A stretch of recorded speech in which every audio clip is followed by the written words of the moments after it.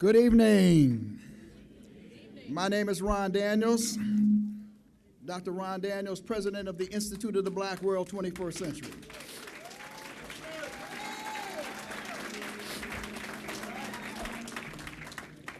Delighted to welcome you to the National Town Hall meeting. National Town Hall meeting of the Emergency Summit, the National Emergency Summit on Gentrification, the Negro Removal of the 21st Century, Displacing Black People and Black Culture. Broadcast live by our media partners, WBAI in New York. Let's give it up for WBAI. WPFW in Washington, D.C. is tuned in. Let's give them a shout out. Also streaming on Channel 78. Give them a shout out. And being recorded for rebroadcast by SiriusXM Progress 127. And also on the IBW website, and C-SPAN is in the house. Let's give it up for C-SPAN as well. And now to begin our program, I'd like to welcome to the rostrum two people who were with us last year at this time, and she is the energetic, dynamic, this is a bad reverend. She got so much energy she's the Energizer Bunny for real.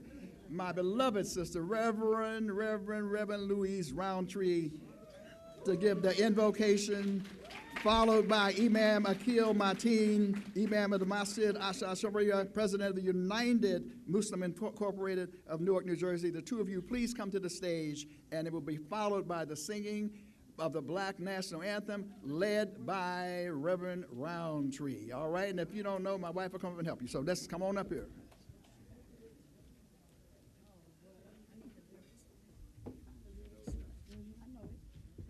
Good evening, everybody.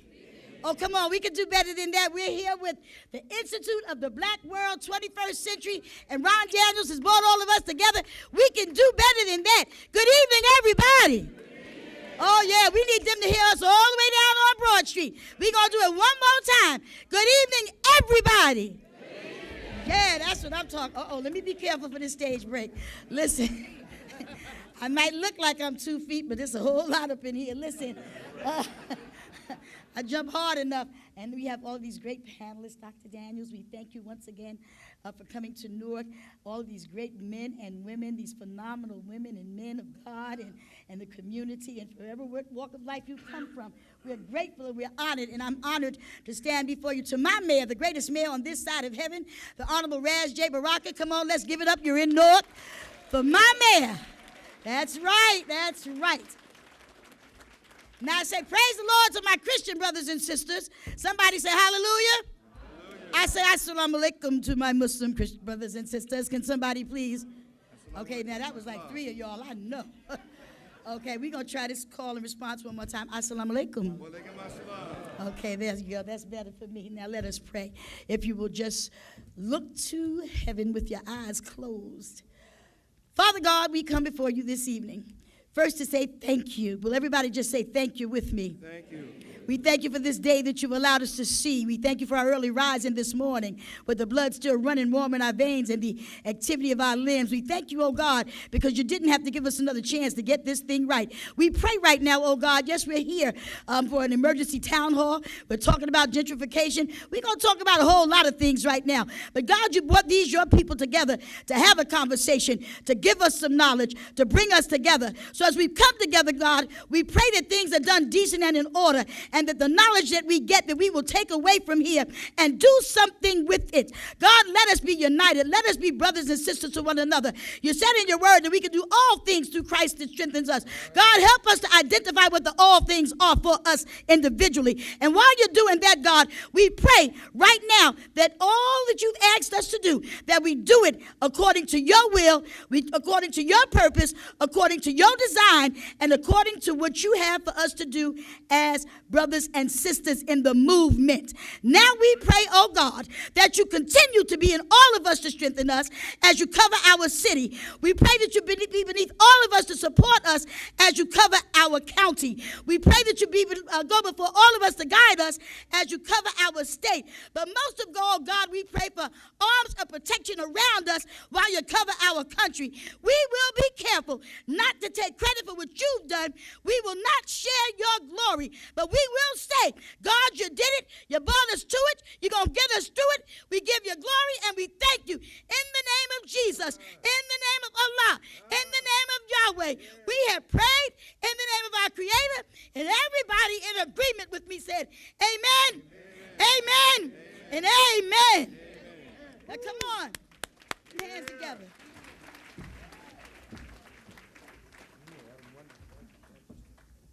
My brother.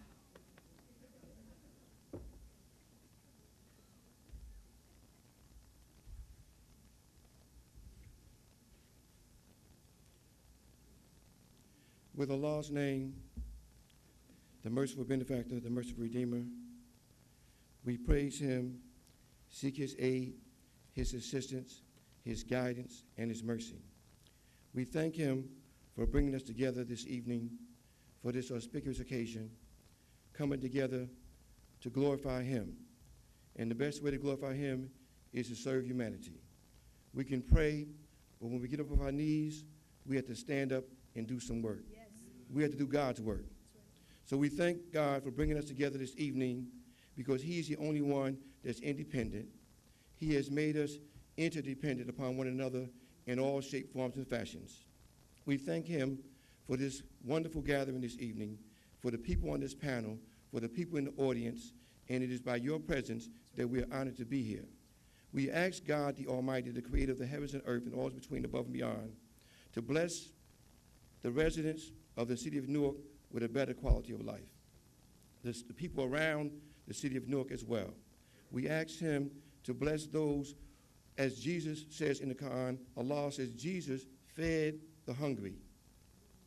And Allah says in the Quran that Jesus clothed the people, that Jesus healed the people, is what Allah says in the Quran. So we're asking you for food, clothing, and shelter, and prosperity. We're asking you for friendships in all good walks of life. We're asking you for freedom, justice, and equality. We're asking you for prosperity that we live to experience when you say in the Quran that if we are thankful, you will give us more. We are asking for more. We are asking for more of the good things in this world and the good things in the next life that you promised us. You said in the Quran that if we fear poverty, you will enrich us. We are asking for that. We are asking for the prosperity that the world, that America is so known to have.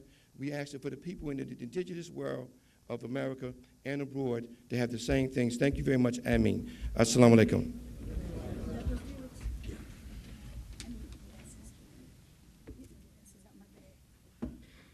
Lord have mercy. Well, they found out that I can carry a little note. So, y'all know the Black National Anthem. Can you please stand to your feet?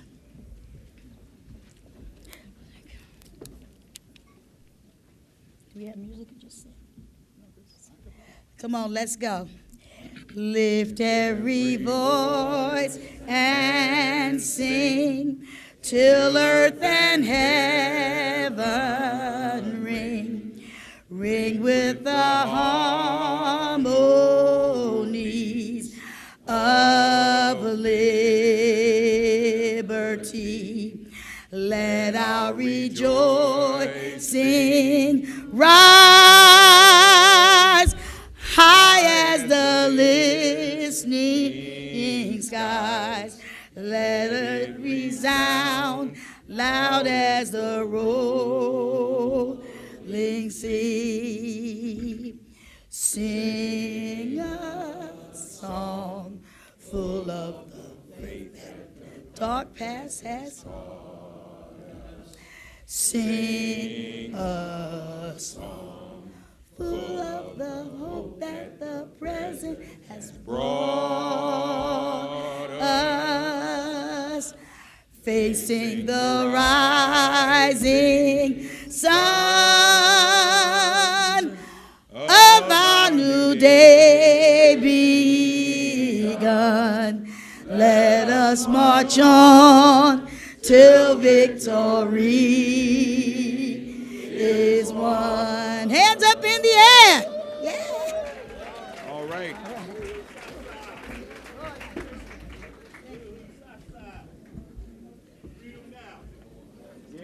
Uhuru now. All right.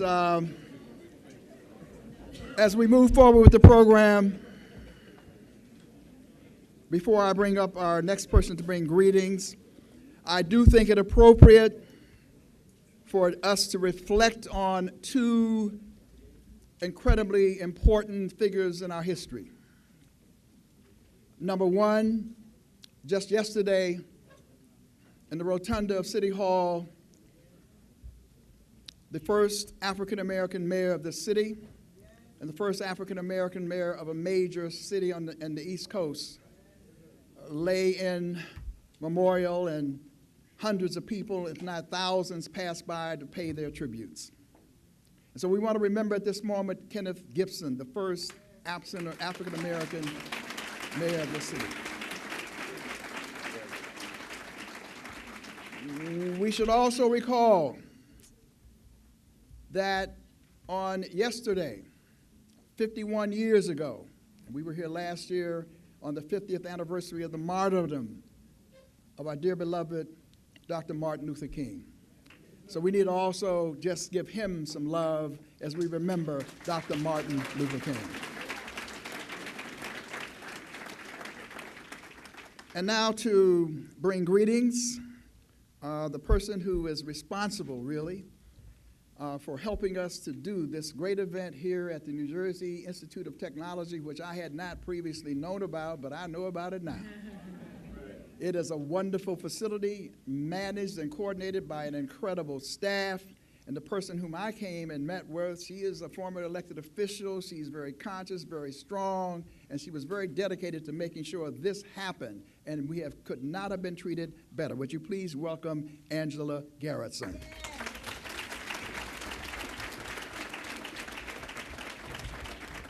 Good evening, and thank you, Dr. Daniels. This is such a beautiful, wonderful day for us to be able to celebrate and be able to be here together. NJIT, when I was here or started about 5 years ago, I didn't realize that today we would be #1 in upward mobility, meaning taking the lowest quintile of individuals and moving them 10 years later into the top 5. So just incredible. Not only that, we also have had a lot of success with a lot of our African-American engineers graduating more from some of our top HBCUs. So not only are we really, really proud of the success that we do, but we're also very, very proud that before I even got to NJIT, I did a lot of community organizing and was very proud to be a part of the Hip Hop Political Convention with our chair at the time, Mr. Raz Baraka. And as young activists,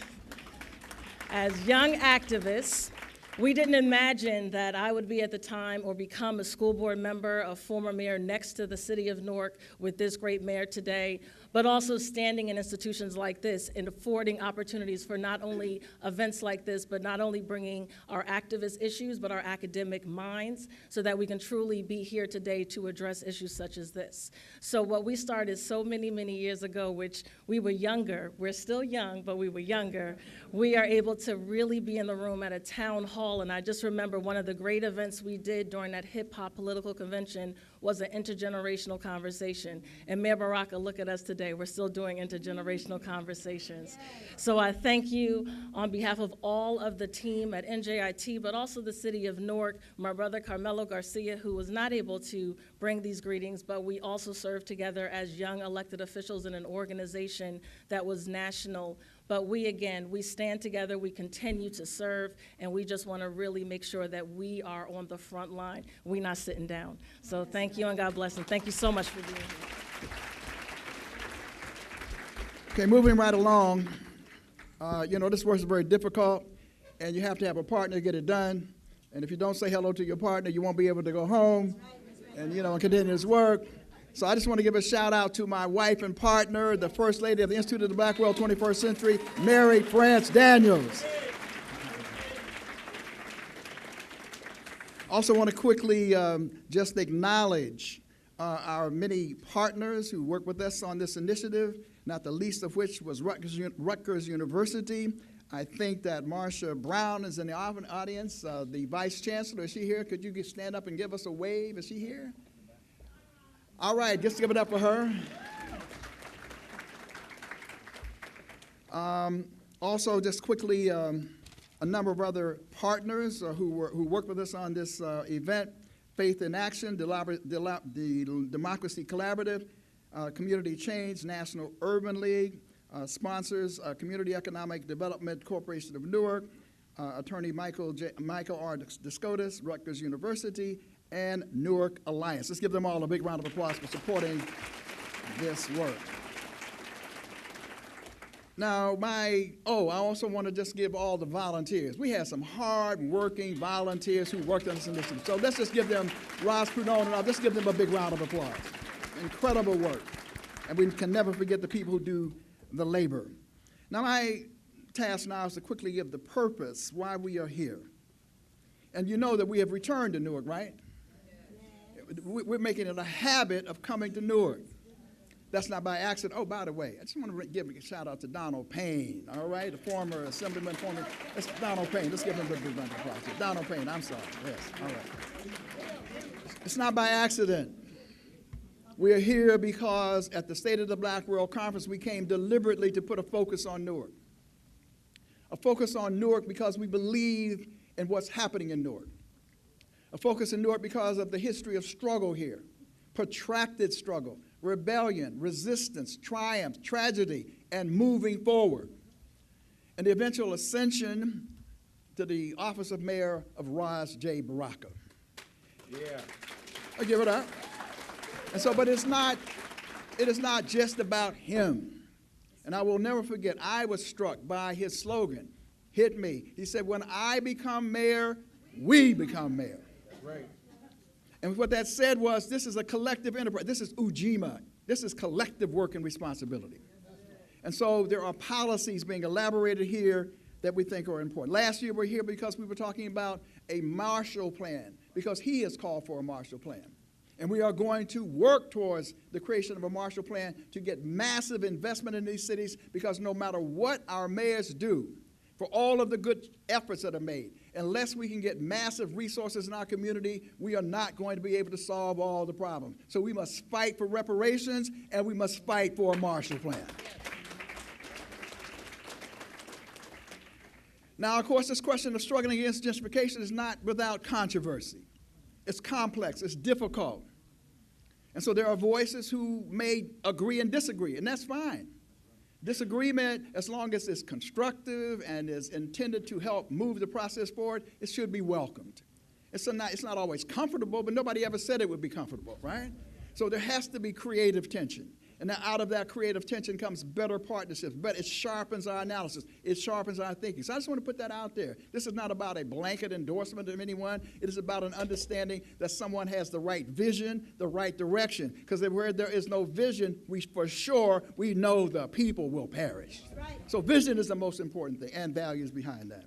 So we just wanted to lay that out there in terms of where we're going. We will be back to Newark. This summit was about the fact that across this country, black people and black institutions are being displaced. So we came here to Newark because there are efforts that are being made to try to mitigate this. Doesn't mean that that's necessarily always being successful, because gentrification is a monster. And it ain't the first time that black people have been removed. That's why we talked about the Negro removal of the 21st century, because in the last century it was urban renewal. There have been various iterations, because as long as white supremacy is in place and a capitalist political economy, we will always be challenged until we transform that system.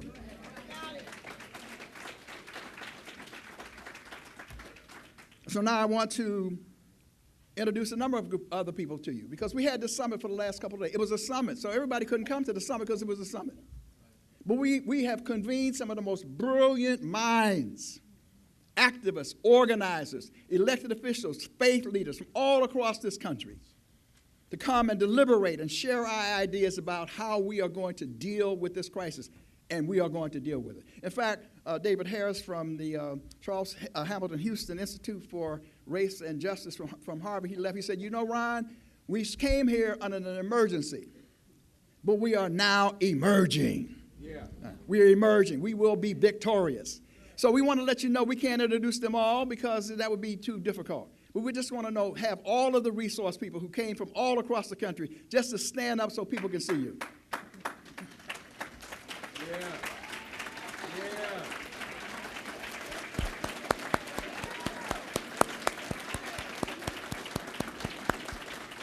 All right, thank you very much.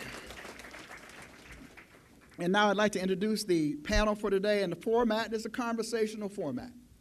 It is a format to try to tap into the wisdom, the ideas, the experiences of these folks on the stage who've come from different cities from across the country, from different disciplines, different experiences, different expertise, to share with you and among themselves a part of what we've been thinking about, what we've been trying to do in terms of dealing with gentrification. So let me just start in no particular order. They can just give a wave, and starting off with Dr. Jeffrey Lowe, who is Associate Professor in the Department of Urban Planning and Environmental Policy at Texas Southern University from Houston, Texas. Give him a wave. And the return of the native son. I was so happy because I knew him from the Jackson campaign and beyond. He's one of your favorites. He was here for you many, many years. He is now the president of the Council of Bishops of AME Church. He is president of all the AME bishops. Would you please welcome your own Bishop Reginald Jackson.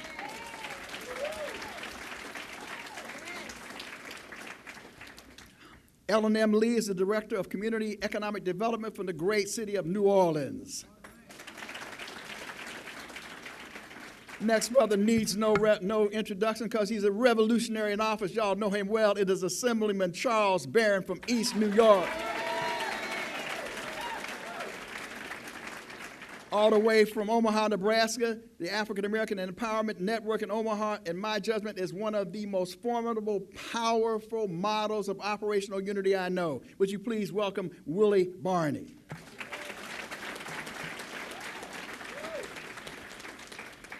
And you know, one of our favorite places happens to be down somewhere in Mississippi, right? We got a whole lot of love for Jackson, Mississippi, right? Well, Mayor Chokwe Antar Lumumba couldn't be here, and he sent his apology. But he didn't have to apologize because he sent his chief of staff up in here, Dr. Sophia Amari, chief of staff for Mayor Chokwe Antar Lumumba. And, of course, she needs no introduction either because she is, like, everywhere. She is a bad sister. Y'all know her well. She just gets stuff done, right? She just gets stuff done. She was on my radio show the other day, and hey, she almost took the show over, but that's all right. And that's Frederica Bay, all right?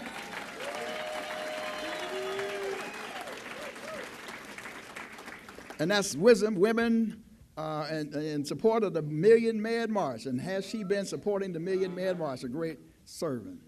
Also, we have joining us shortly, if he hasn't already, Chairman Larry Ham. Did Chairman Larry Ham show up yet?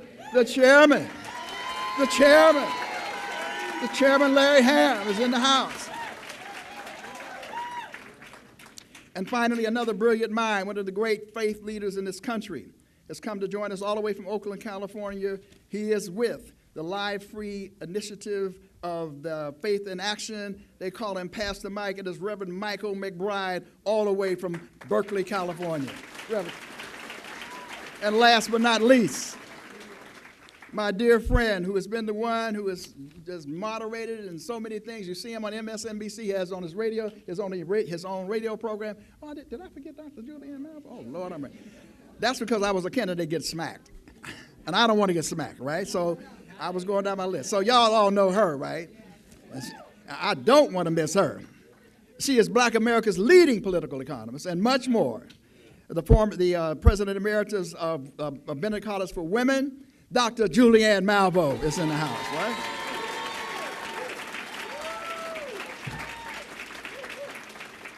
And quickly, before I forget, I do have to say, because on your program you have Danny Glover, right? But I have to apologize for Danny. Listen carefully.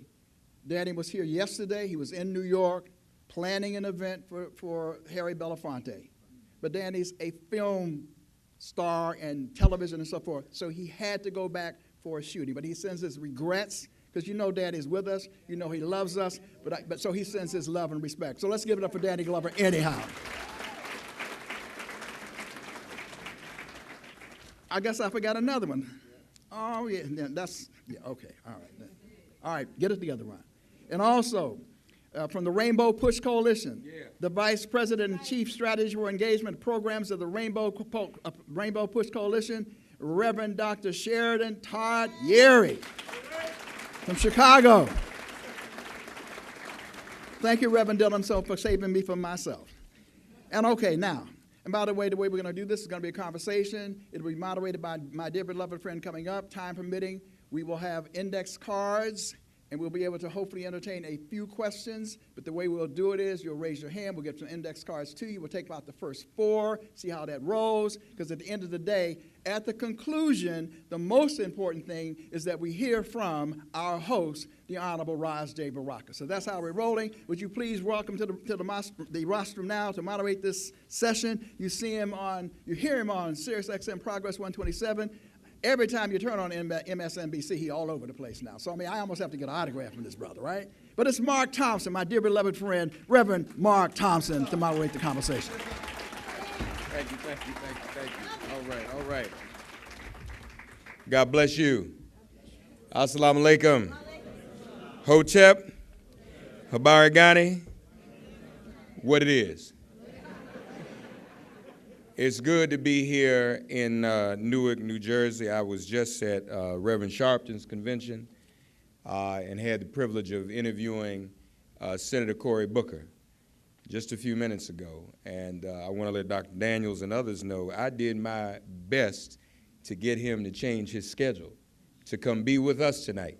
And we almost did it, but he also sends his greetings as well and understands the importance of this conversation. Amen. In terms of our other esteemed elected official, Mayor Ras Baraka, in 1990, Ras Baraka and he was a student at Howard University, and I was a student at the University of the District of Columbia.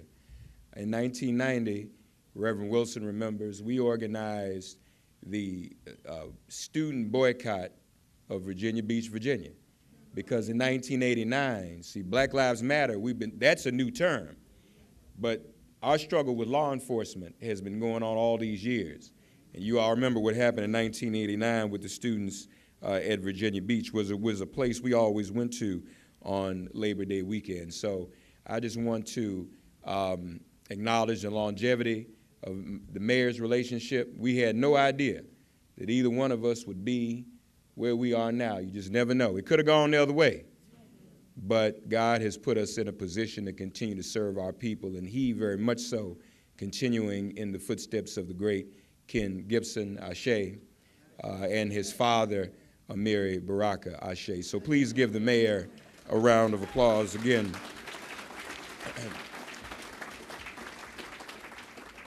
And even though I said we were together in 1990, I'll just let you all in on a little secret. I usually tell people I'm a millennial, so don't tell anybody.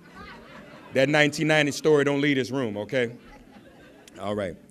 To Dr. Ron Daniels, who really, I have a lot of affection for Ron because I know the sacrifices he makes for our people. He's not someone who's in the so-called celebrity echelon, so to speak.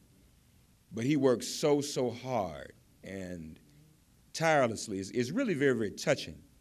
And I feel bad. I said, brother, anything I can do to help you, let me know. But he knows how busy I am, and he just takes it all on himself.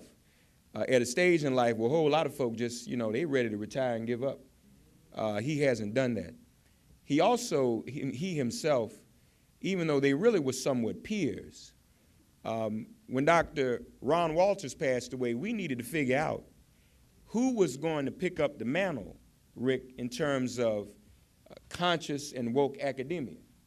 Because some folk, Dr. Malvo, go get these PhDs and go to these big ivory towers, and they're not in touch, they're not on the ground with our people. And Ron has continued to do that and has been a consummate organizer. in terms of organizing meetings and conferences and think tanks and things like this, the Institute of the Black World, going all the way back to the first Black Political Convention in Gary, Indiana. And so we are just so thankful for what he does and what he continues to do. And I'm going to tell you something else, too. I don't mind saying it. We're on WBAI, WPFW, Sirius XM, and C-SPAN. Ron, I think, holds the record of any individual, y'all back me up on this and look it up, of having C-SPAN broadcast his events. I don't know anyone else. He has a 90% rate. When people call me and say, brother, how can I get my event on C-SPAN? I said, invite Ron Daniels, put him on the program. And C-SPAN will be right there. So, and I'm thankful for that as well. So please give Dr. Ron Daniels a round of applause for all that he is and all that he does. Picking up the mantle from Dr. Ron Walters, we were sitting on the radio one day on WOL on 4th and 8th Street Northeast in the old studio, the first property that Kathy Hughes owned. And I made a decision that I would have Dr. Ron Walters come and sit in the studio with me and my co-host, Dick Gregory Ashe. And for our community, we would come up with a working definition for self-determination. And him being the academician that he was, we crafted that definition. And what it was this. Self-determination, Kuji Shaka Live, is a people's command and control of their own cultural destiny, their own social destiny, their own economic destiny, and their own political destiny without any external interference from any external forces. When we talk about this issue of gentrification, that is not self-determination. People decide where we live, where we move, what we do. They want to live in the suburbs, y'all Negroes move into the city. Then white folks decide we want to move back into the city, y'all black folk got to move out. We can't have anything. Now, who's to say 50 years from now, as they push us out of the city, they don't come back and say, all right, we want the suburbs back. Y'all got to move back into the city. That's not living. That's not being in control of ourselves and our movement as a free people. And that is why this conversation is important. And so we will begin the conversation on the narrative. Each of the panelists, or those who choose to, shall, we ask, respond to this. What does gentrification look like in your community, nationally or from the perspective of your organization or institution?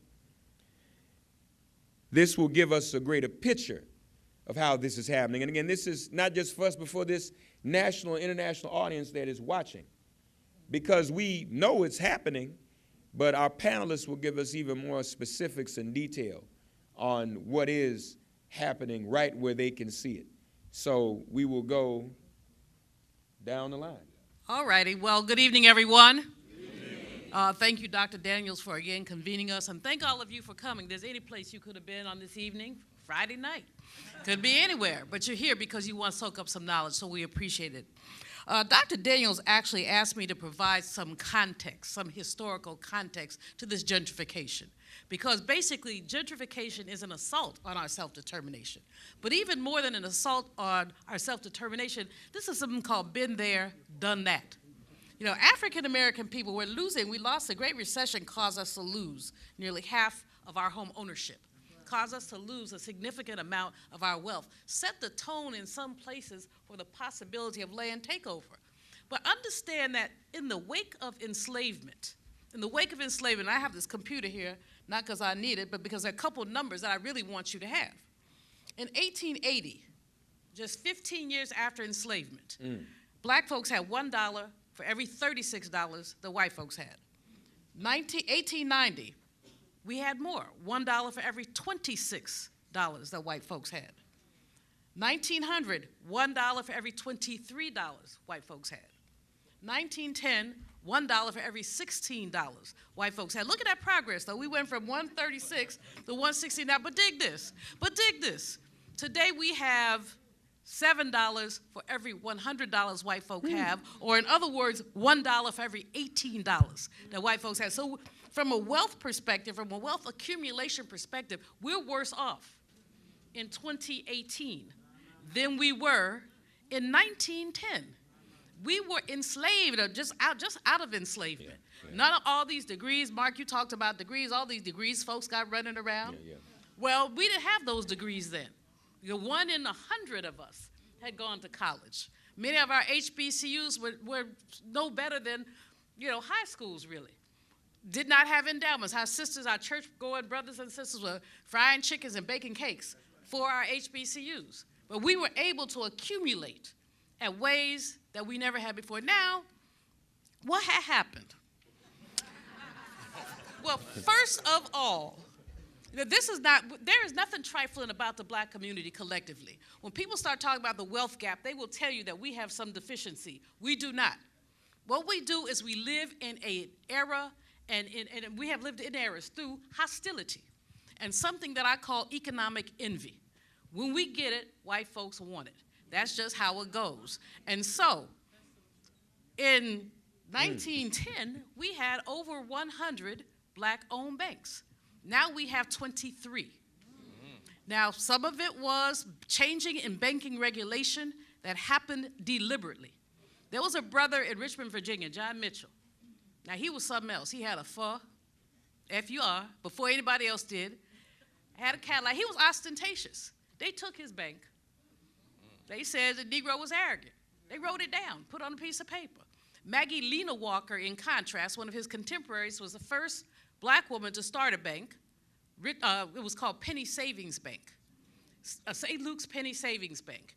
It ended up consolidating in 1929, 1930, and it became Consolidated Savings Bank. That bank thrived, and hundreds, if not thousands, of people in Richmond in the 1920s got their homes because Consolidated was lending money to black people when other people would not. So it's important to understand we have made economic progress, but then people jump up in our faces and take our stuff. Economic envy is real. Tulsa, Oklahoma was about economic envy. Now, the story that some people will tell you, the melanin deficient will tell you that Tulsa was about Dick Rowland, young shoe shine guy, 19, raped or assaulted Sarah Page, 17-year-old elevator operator. Not. What Dr. Olivia Hooker died not too long ago in November, and Dr. Hooker was just something else, but she was 6 when it happened. She remembers it. She remembers hiding under the table at her home, tablecloth hiding, she and her siblings. Watch the white people come in. Vivid memory of the folks who were so envious. Broke her mother's Caruso records, took an axe to the piano, burned her doll's clothes. Just evil, because black people had too much. When the Oklahoma governor later asked for a commission to investigate this, remember, nobody went to jail. They had pictures of people. Black man, physician came out of his house, hands up, they shot him. They just killed him. We don't know how many people were killed. Some people say 300, some say 600. We know that 35 square blocks were eviscerated. We know that millions of dollars were lost. And we know that nobody paid anything. In fact, the Red Cross didn't even want to go to Tulsa. They ended up going through some external forces, but they didn't want to come. They had us in concentration camps, y'all. People who had, and black women, the black women of the rich area of Tulsa were very bougie black women, one might say. They were not allowed to leave the reservation unless they would go do days' work for white people. Yeah. They were not allowed. I know you want me to stop. I'm going to take 2 more minutes. I know you want me to stop. Let me just say this, and I apologize because I always forget to do that. We want to give in this first round everybody just 3 to 4 minutes. Okay. Because then we're going to come back, because you're going to get time to get all the rest in. Well, Dr. Daniels had asked me to do the historical context, okay. All right. Oh, yeah. Okay, well, history takes a long time. Because okay. Anyway, the Tulsa piece you all must just deal with. White folks have been stockpiling guns and waiting for an excuse. So then when the governor's commission came in, why did they have this? They said too many Negroes with too many, and they didn't say Negroes either. too many you know what with too much money. And so we need to be clear that anytime we accumulate, there has been public policy to take from us. We should also be clear that public policy has conspired against us. The GI Bill, so many other things. I am going to stop, but when you look at public policy, look at the ways that we have systematically been discriminated against, systematically taken our stuff. And so now it's time, as I listened to Mayor Baraka this morning and listened to so many others, when there is vacant land, it needs to be redistributed to the people who have been systematically sidelined. You know, when there are opportunities, they need to be distributed to people who have been systematically sidelined. It is inexcusable. It is utterly inexcusable for this wealth gap to exist as hard as black people work. And don't let anybody ever tell you that we don't work hard. Final point, before he snatched the mic, and he will do it. But final point is when we look at all of this in the context of economic envy and all this other stuff, we must look at the ways that we have to resist. We must look at the resistance that we must put out there. We have black mayors who do not have the sensibility of a Ras Baraka, who never met, go on. They never met a developer that they don't want to slow dance with, and to our detriment. We have black city council people who taking money under the table so that they can exploit our people. We cannot have that. Final point. Financial literacy is not public policy. Financial literacy is not public policy. We must be responsible stewards of that which we've been blessed with. We must save and invest. But if we saved and invested everything we got, we couldn't close the wealth gap. So understand that when people say, you say economic development, they say financial literacy, say no.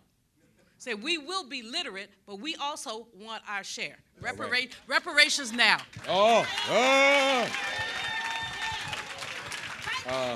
Amen.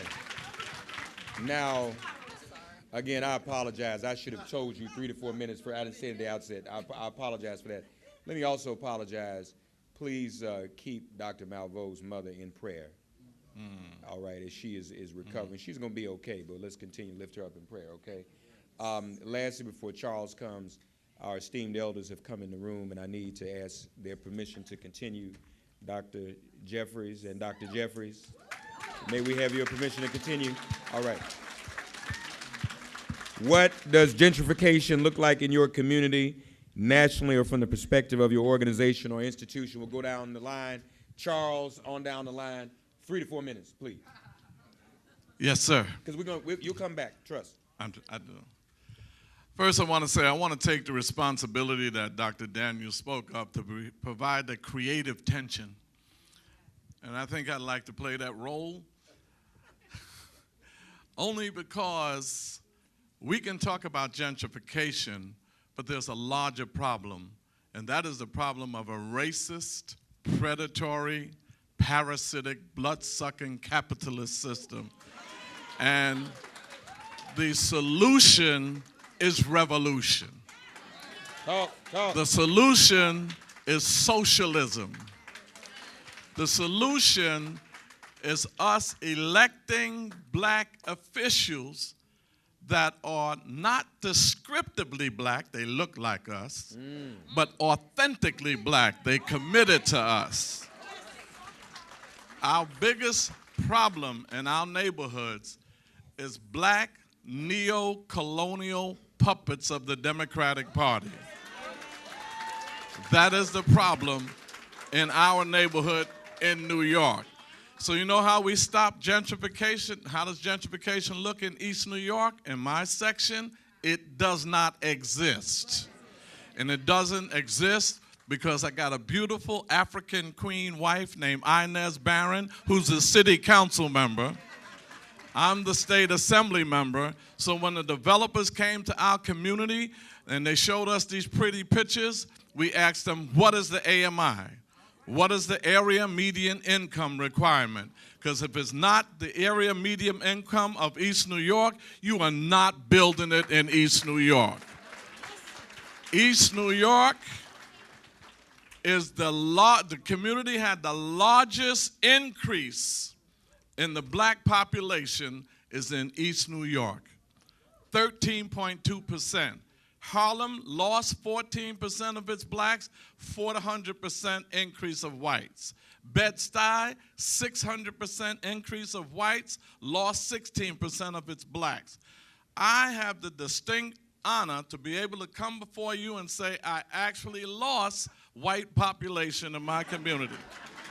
I lost them. They left. They left. I didn't ask them why. They left. So if you see 1 or 2 or 3 or 4 or 5 whites in my neighborhood, they're passing through.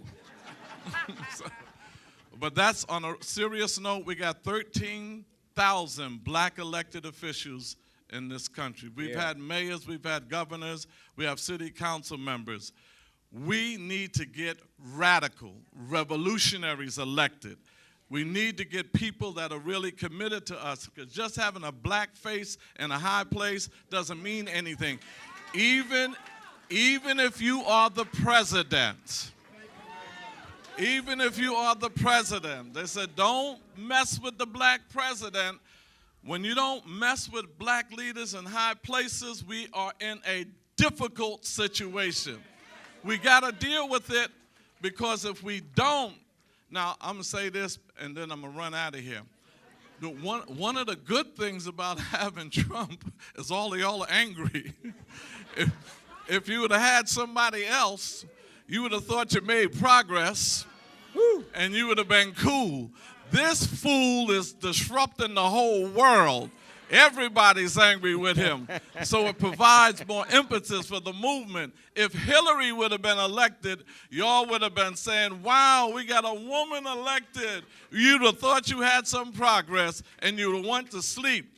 Capitalism is predatory.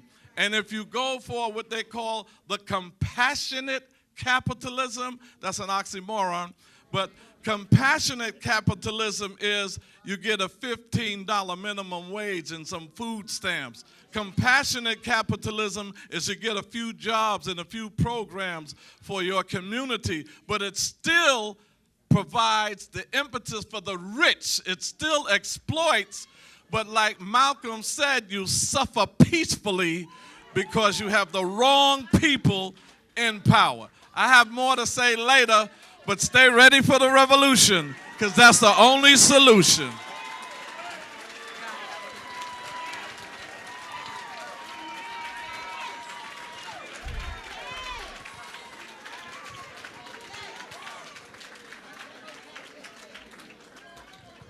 I just want to make sure we're still on the air. Roll call. WBAI, we good? WPFW, we good? We still on? Sirius XM, we good? C-SPAN, I see a red light on C-SPAN. They good, all right. Amen. I'm mischievous. Somebody once asked me in an interview, you know, Mark, what do you think about the most powerful political couple in American history? And they thought I was going to talk about half of the couple he just mentioned. And I said, you mean Charles and Inez Barron?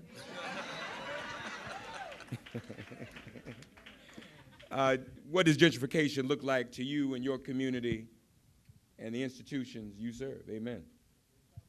Good evening. Good evening.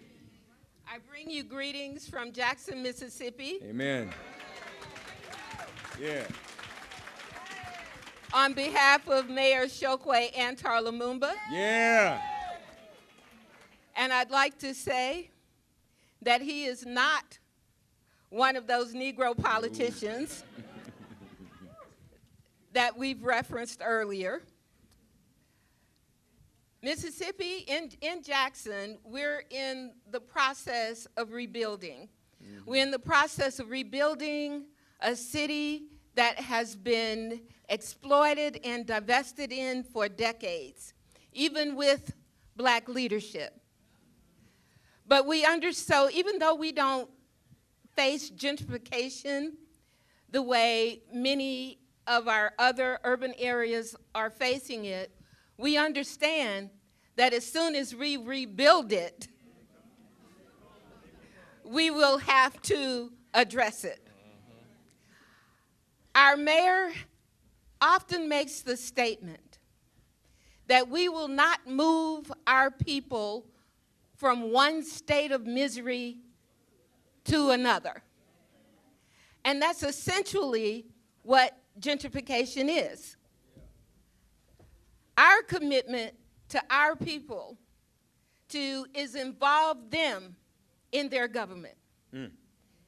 Our commitment is to design our economy, which we call a dignity economy, meaning that every single citizen in Jackson, Mississippi deserves to be treated with dignity and respect, regardless of their economic status, their social status, their level of education. We are committed to building a just society for all human beings. Yeah.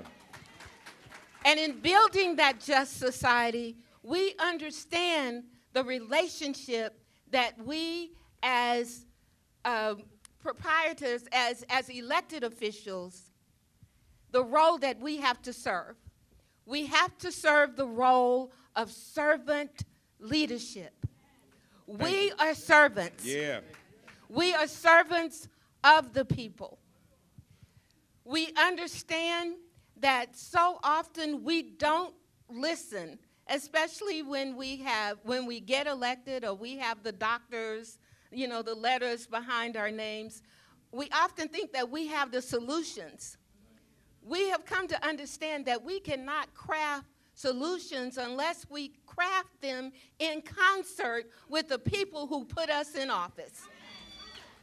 So as we build, we constantly touch bases with our citizens. We have what we call people's assemblies, where we go out. When we're getting ready to do something within the city, we go out and we say, what do you think about this? And if you agree with this, how should it be structured? What's the best way this will affect you? We're implementing participatory budgeting to help citizens understand, because they see millions of dollars in the budget and they don't understand how that money is allocated or how it is used. We want them to understand the budget so they can make meaningful input into how their tax dollars are being used within the city of Jackson. So I don't want to go over my 3 to 4 minutes. I just want to say, for those of you who are not aware, our current mayor is the son of Chokwe Lumumba, the revolutionary attorney and member of the New African Independence Movement. Free the land. Right, sure is. Free the land. Free the land. All right, all right. And his father made a statement. His father was elected as mayor in Jackson in 2013. He died, he passed on after 10 months in office. Yeah. During his campaign, he made the statement that we all in our administration hold very dearly. If you don't love the people, you will eventually betray the people. We have to put people in office who love the people.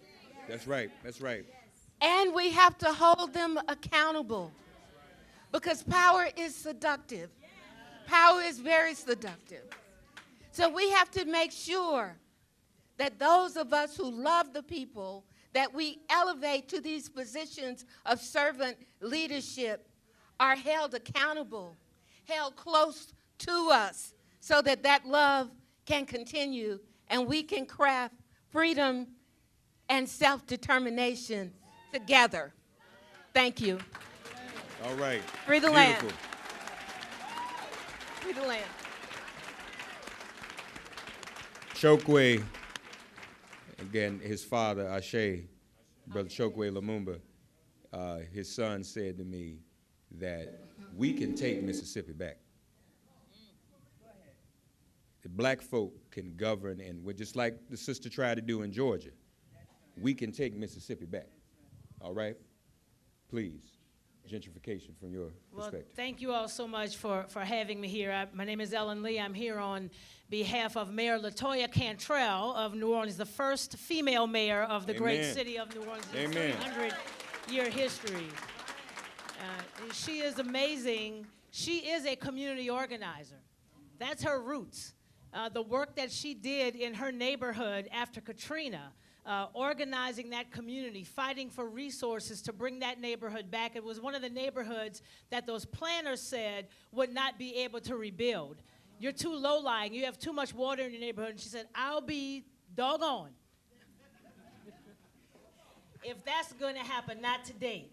And organize so that that neighborhood would come back, that the people of New Orleans would be able to come back and live where they choose to live and not where someone else tells them to live. I just must say that I'm also a lifelong New Orleanian. I have seen the changes that have happened. I live in the Treme neighborhood in New Orleans. When I was growing up, a lot of vacancy, a lot of blight, house prices, nothing like they are today. My 92-year-old mother still lives in the house that we grew up in.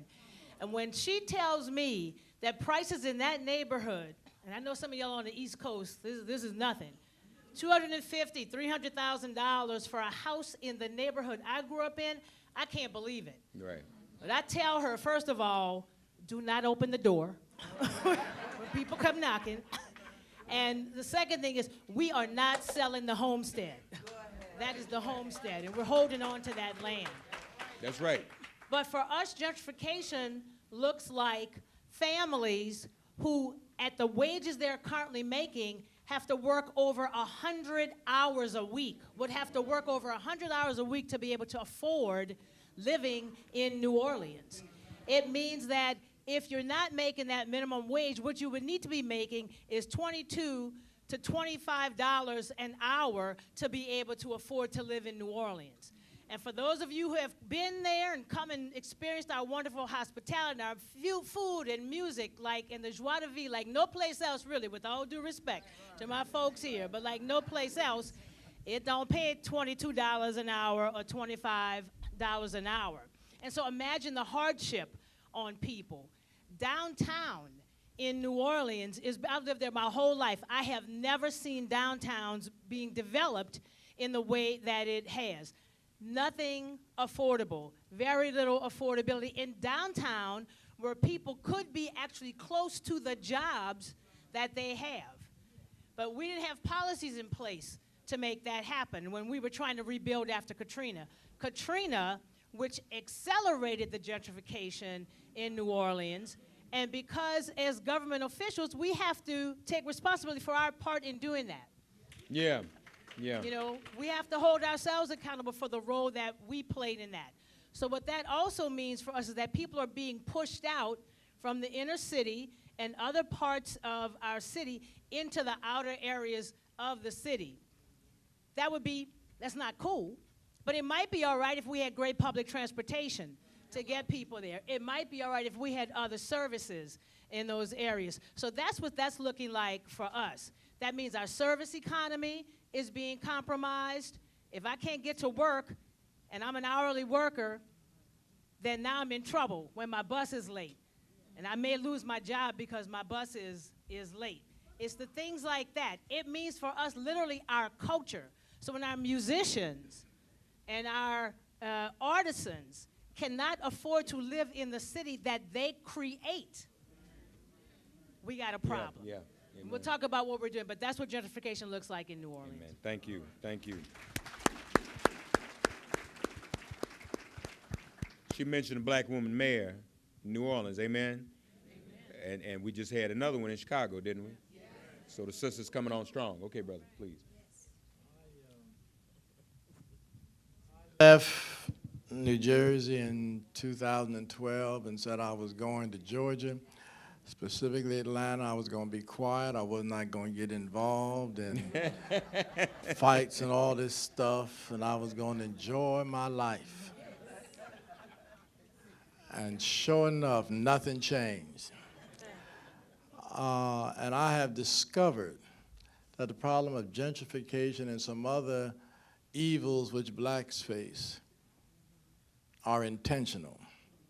They're deliberate. They're planned. And so when you ask what it looks like in Atlanta,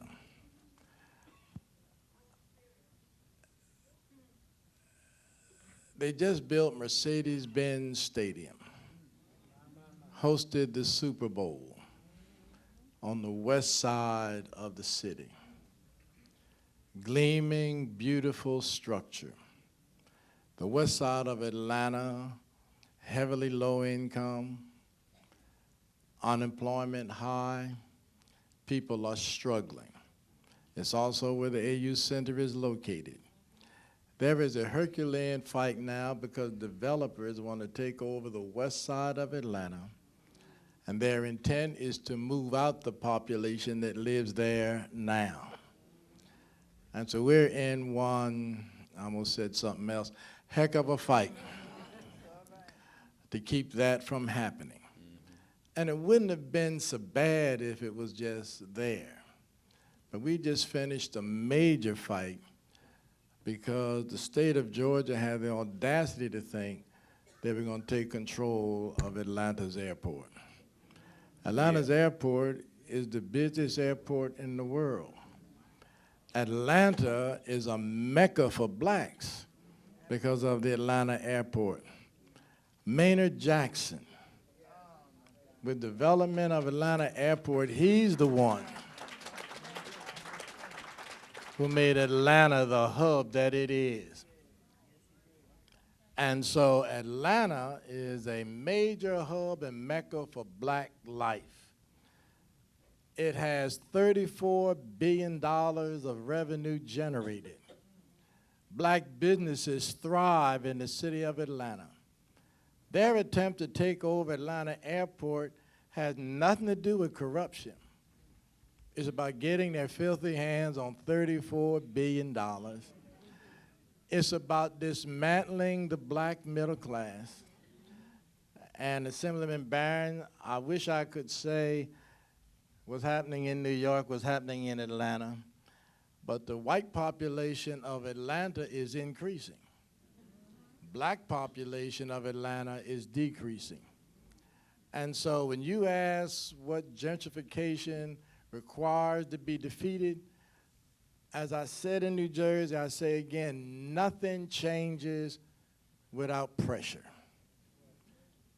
Black folk have got to fight for something. And I think protecting our race is worth fighting for. And so I'm a firm believer that we've got to apply heat. But let me also say, I'm a firm believer you also have to provide light. There are folk who do not want our people to see what's happening to us. And that's why it's important among black leadership that we have some black leadership that has some character and some backbone. Because we've got to help our people to see what's happening to us. And so if you ask me what our biggest challenge is, our challenge is to help our people to see. Right. Please, my brother. I'm going to talk about gentrification broadly. And it's important for us to remember that gentrification is a process that's been at least more than 30 years in the making. Gentrification is a process that includes disinvestment, reinvestment, and displacement. Now, historically, we know about displacement. I'm Jeffrey Lowe. I was introduced earlier. I'm a professor at Texas Southern University in urban planning and environmental policy.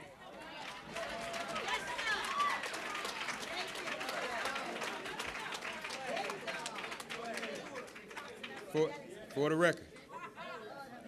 Now, that disinvestment is based on years of segregation and lack of resources, redlining, blockbusting, and we know who benefited. And they didn't look like us. It's based on white supremacy and racism. What is different with the reinvestment from the past is that it is global. It is global capitalism.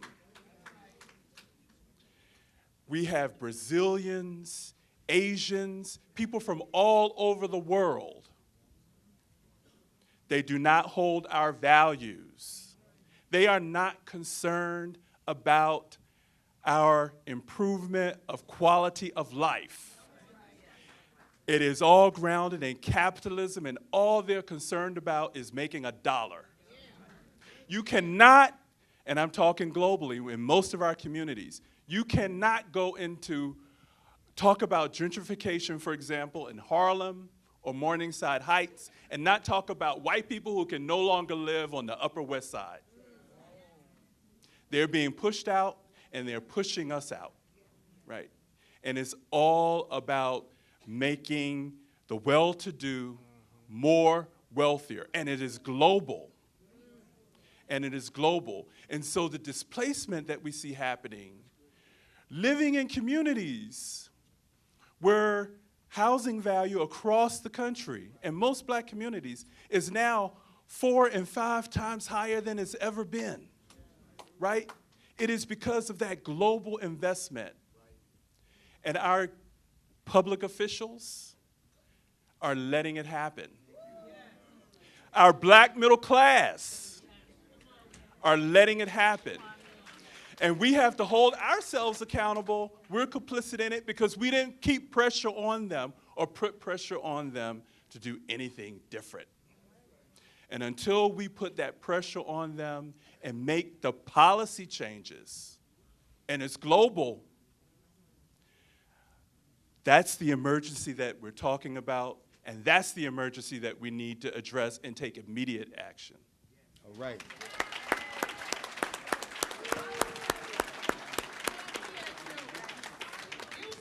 And just to be clear, everybody, please reintroduce yourself as we go down the line. Just so everybody's clear, Yeah. Willie Barney from Omaha, Nebraska. Yes, sir. Yes, sir. All the way from Omaha, center of the country. Came out here to Newark, and I want to share a couple things with you. The first one, the name of our organization is the African American Empowerment Network, and a lot of people get twisted when I say empowerment. Let me tell you, empowerment is not giving someone power. Empowerment is helping them to realize they had the power the whole time, right? And so if you have that power, then the second word that we have focused on is collaboration. And in order to spell that out, Dr. King talked about living on a lonely island of poverty in the midst of a vast ocean of material prosperity. And if you go city by city by city, that's what we have been living in. So in the city of Omaha, what's happening? In 2006, when we started, we had a 49% graduation rate for African Americans. We had a crime rate that was going out of control at the highest level ever. So we collaborated. We brought African American leaders from every sector together, and we developed our own plan. That plan then brought together hundreds and then thousands of people to develop a revitalization plan from the community, from the grassroots level. We developed our own plan, and we put it into action. We took the community-based plan, took it to the city council, and it was able to get a unanimous vote to approve that plan. It is now the master plan, but it was developed by the community for the community. That's the first step. The other thing is, in process of working in collaboration, we have been able to address some of the long-term issues that had been 4 decades in the making. So we were able to reduce gun violence by 80% in this area that we've been focusing on, 80%. We took the graduation rate that was 49%, it's now at 81%. So we're moving the dial.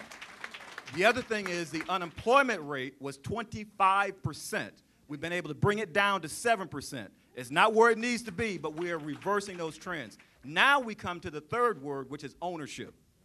and we must be in a position to own. So we are building strategies and redeveloping our cultural arts and cultural entertainment and business districts with the focus on owning the land along those corridors with our partners. And when I say we, it is a collaboration of over 500 organizations, including the pastors, the neighborhood groups, community-based organizations. We meet every month to strategize on how we are empowered to change our own community. And that's what we're focusing on in the city of Omaha.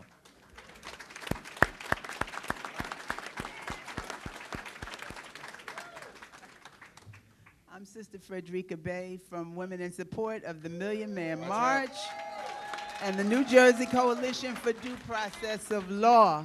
Hold on to your chairs now. Okay, no. I am just feeling James Brown good. You know, I'm feeling James Brown good, being in the midst of all of these powerful minds, you know, that have come together for one purpose, and that is to get back our stuff. What Malcolm said, he said it best. The fox is still doing what? Guarding over the hen house. The fox is still guarding over the hen house. Now, Dr. Jeffries, Dr. Rosalind can say when they came and touched the mansion, my daughter Amina, the mayor, we came back from the Million Man March on fire. Our chairman led us down there. Over 50,000 men from New Jersey, the Wall Street Journal said, right, Larry? Went to Washington, D.C. From New Jersey. And when we came back, we were on fire. And as Dr. Malveaux said, we came back and we built a few things. And we had property and we taught children math and science. Dr. Rosalind wrote the curriculum, you understand. And what did the folks do from the Board of Education, and what did Chris Christie do, okay? And who owns that property today is Audible, that's owned by Amazon. They own that prime property Dr. Jeffries talked about right now. And so we know who the foxes are, and New Jersey is New Jersey. The judges are the foxes and complicit. You go to the court, or you don't even get to the court. You know, Wells Fargo, et al., Bank of America, you name it. So we know what happened in 2008. 2008 was the stock market crash. They were bailed out. And some folks said that they had to be bailed out. I don't know. I'm not a politician. I know we were bailed on. I know who benefited from that, and it wasn't me and you. Okay, so in New Jersey, foreclosure, that's what gentrification looks like. That's what Dr. Daniels talked about, the Negro removal program of the 21st century is, you know? And so the problem is predatory mortgages. The problem is fraud. Slavery was a fraud, okay? And so what we are asking for and what we deserve, black folks gave Governor Murphy, Philip Dunstan Murphy, 95% of our vote. We should not have to ask for 10 months after a moratorium on foreclosures. And that's what we've been doing. A moratorium, that's right, thank you very much, on foreclosures. We thank God for Assemblywoman Cleopatra Tucker. We have a bill, that's right, we have a bill, 3119, that she issued and put in. And before her, the sitting Lieutenant Governor, Sheila Oliver, she put the first bill in for the moratorium on foreclosures. Now, she said, we know Chris Christie will not sign it. But the elected officials didn't tell us that Dunstan wouldn't sign it either. But the reality is, he came from Wall Street, you know? But I believed our elected officials, okay? We're gonna give him a chance. Now, he needs to believe us. and write that and issue that moratorium on foreclosures, Mayor Baraka, that should have been issued on the first request, because New Jersey is #1 in foreclosures in the nation for how many years in a row? 1, no, 2, 3 years in a row. The state of New Jersey. So we know what the problem is. The problem is the banks defrauding, toxic mortgages, and taking our stuff after they've been paid. The insurance have already paid these banks. We don't owe them nothing. If we had a HUD loan, HUD already paid these mortgages. And then what they've done is they bundled them, sell them all over the world, make trillions of dollars, then give themselves raises and take and foreclosure on our house. And what makes it so insidious is that it's shameful for black folks. You know what I mean? I mean, we've owned our houses, we play by the rules, we pay our taxes, we pay our mortgages, and 2008 was created. They created this fraud, right? They created it. So they get the benefit of mortgages that are already paid for by the insurance, by HUD. Yes, they resell them for trillions of dollars and then take our homes fraudulently. We go to the court and we present evidence-based documents that says, this is the law. All we want you to do is uphold it. No due process of law. Nothing. So what we've asked, what we're asking for is very simple. We're asking for an executive order for a moratorium on foreclosures in the state of New Jersey to stop the bleeding. Assemblywoman Cleopatra Tucker's Assembly Bill 3119 for the moratorium on foreclosures, and we need you to support us on this, all y'all. And lastly, we're tax-paying voting citizens that play by the rules. And we were defrauded as a result of the 2008 market crash when banks were bailed out, homeowners were preyed on with predatory toxic mortgages that continue to disproportionately devastate our community. So the solutions is the moratorium on foreclosures, the executive order by Governor Murphy, which he received 95% of our vote, and we have been bought and paid for, like Maya Angelou said. We don't beg for nothing, absolutely. Yeah. So we need our elected officials, our clergy and community to call out the foxes that continue to guard over the hen house, black and white, and all in between. Yeah. Foreclosures are at the very heart of the Negro removal program of the 21st century. And our hope is that the solutions to foreclosures are included in IBW's Marshall Plan and the Model Cities Initiative as vehicles to revitalize marginalized communities. So I just want to thank Mayor Baraka, because we meet at Newark City Hall every first and third Thursday. Our next meeting is the 18th of April 2019. Thanks to Council President Mildred Crump and Mayor Baraka.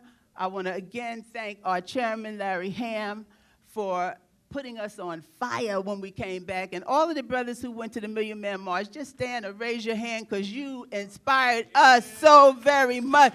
Give them a warm round of applause. We love y'all. We love y'all. And my daughter, Amina Bay, love you much, all right? But we can do this, y'all. We can do this. We've done it before. Harriet showed us how. All right. Thank you so much. And again, for radio, thank you, Sister Frederick. Give her a round of applause. Again, for radio, each panelist, please reintroduce yourself. Pastor Mike. God bless everybody. My name is Michael McBride. I'm National Director of the Live Free campaign. I am from Oakland, California, home of the Black Panther Party for Self-Defense. I say all power. You say to the people, all power. All power. To the people. When I say all power, you say to the people, all power. All power. All right, all right. And I also got to add, we also the home of the soon-to-be 3-time NBA champions, Golden State Warriors. God bless y'all. All power. All. Oh, no.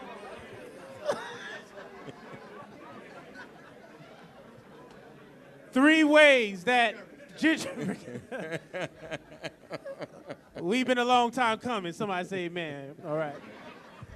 Three ways the gentrification has impacted us in the Bay Area. The first way, the rise of the tech industry. The influx of tech companies into the Bay Area has created a massive displacement of working class black people, brown people, even middle class, poor white folk. If you are not a millionaire, literally, you cannot afford to buy a home in the city where I was born and raised, San Francisco. The rent is too damn high. Somebody say amen. You know when the preacher cuts and we in trouble. Somebody say amen, right? $3,500 a month for a one-bedroom, $3,000 for a studio apartment. Now in Oakland, $2,500 for a one-bedroom apartment.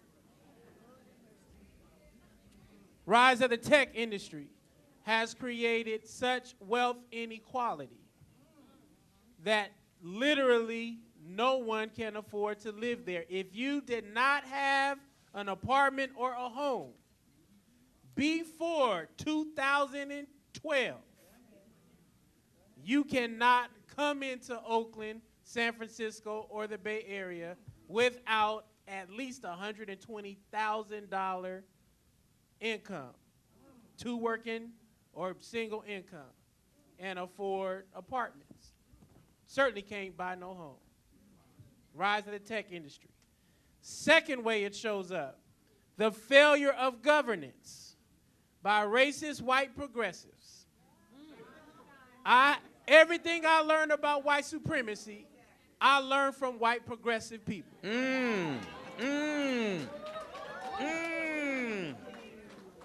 I want you to hear me now. You can break that down, brother. Seriously, you need to spend a minute there. Please spend a minute there. The reason the things in the Bay Area are the way they are is not because of the Tea Party.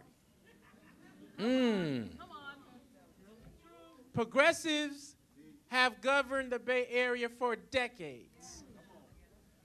Black elected officials who lack imagination and courage, who do not feel like they can center a black political agenda and win a progressive political coalition are the reasons why gentrification is running rampant. I'm just talking about the Bay Area. I can't talk about y'all. Somebody say amen.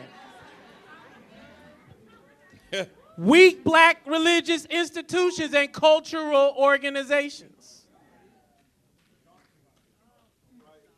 who forgot that we the original people of the earth.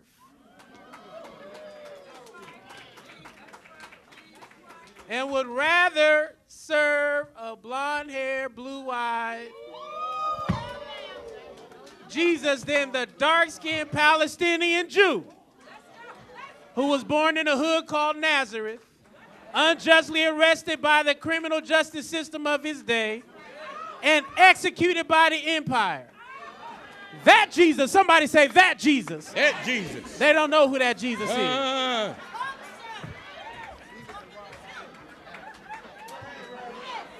And the third way gentrification shows up is the mass criminalization of black people by law enforcement agencies under the guise of public safety, who continue to grow their police budgets even when crime is dropping.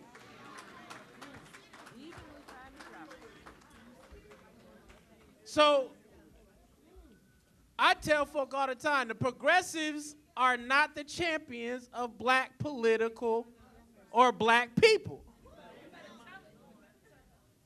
Now, they ain't better than Donald Trump, somebody say amen. So we not dumb up in here. Thank you, Dr. Daniels. He walked me off a ledge one time because I was ready to blow this thing up. So we got to sequence our fights, but we should not be under any illusion that white progressives are our friends. Ferguson was not under the control of Republicans. Missouri, the state who ordered the National Guard and cracked all of our heads on the ground, was not a Republican governor. The Department of Justice, who I worked with before Michael Brown was killed and after, but in a different kind of way, still could not convict cops who killed unarmed black people. And even our beloved president still pulled out language like thugs to describe the young people in Baltimore. So we have to have an agenda and a vision that is clear about who our enemies are and how we will further. And I'll talk about our solutions on the next go-round. All right. Now, Remier, Pastor Mike already preached now, so I need you to be a little, I got a little more brief and a little more You humble. said 3 to 4 minutes. I'm going to try to put this in a quick context. One, I'm Todd Geary, Senior Vice President of the Rainbow Push Coalition. Certainly, I bring you greetings from the Reverend Jesse Lewis Jackson Sr., who you ought to at least appreciate his effort, because at almost 78 years old and publicly acknowledging that he has been diagnosed with Parkinson's, he still does far more than most of us in this room. Jesus. So at least thank God that he's still doing something for all y'all and all us up in here. All right. So let's talk about gentrification, because we keep throwing it around like it's a name. It's a system. Gentrification, I define it as proprietary spatial control of black people, established by law, sustained by force. The reason it is established by law is because the law is not about morals, it's about rules.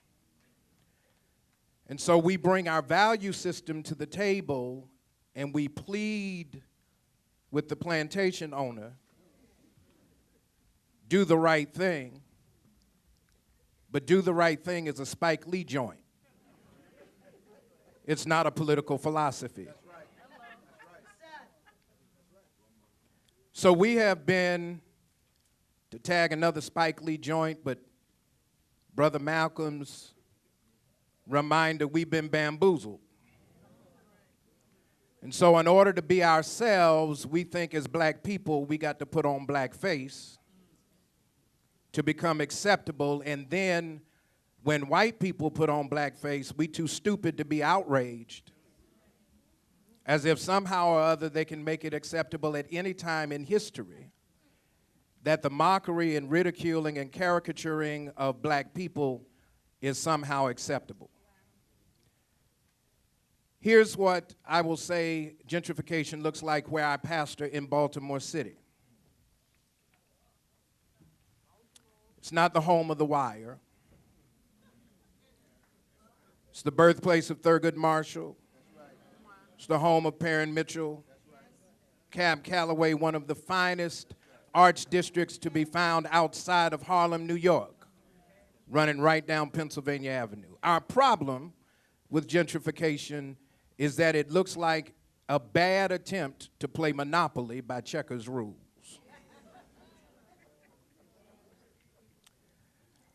Any Monopoly players in the room? All right. I'm gonna see how much y'all know about Monopoly. Everybody knows the last two pieces of property that you can own before you pass go. And they are Boardwalk and Park Place.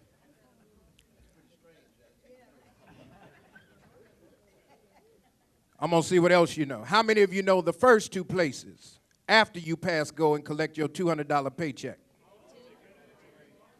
Baltic and Mediterranean Avenue.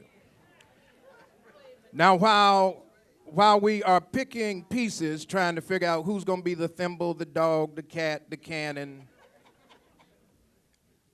the most important player in Monopoly is the bank. Because the banker controls the money, and if you've ever played Monopoly where it went too long, once you run out of money, the banker can then print more money. Y'all ain't talking back to me. To keep the game going. So now the process kind of flows like this. Some of us want to just live long enough to escape trespassing on Park Place and Boardwalk so we can get our check. We ignore Baltic and Mediterranean until we get up in a jam, hope we land on Chance or Community Chest because we may need a get-out-of-jail-free card or some help with the light bill. And the hustle goes something like this. Just yesterday in Baltimore City, our city solicitor filed a class action lawsuit against the banks on behalf of the citizens of Baltimore because even in their negotiating of bond rates, Mayor, they found out that they had scaled the cost of the bonds to majority black jurisdictions. Gentrification is not a thing that just happens. It is a proprietary right, and it's grounded in the one case that started property law in the first place, and then I'll leave it alone. Property law in the United States was established by a case called Johnson v. McIntosh or Mintosh, depending on how you may have studied it.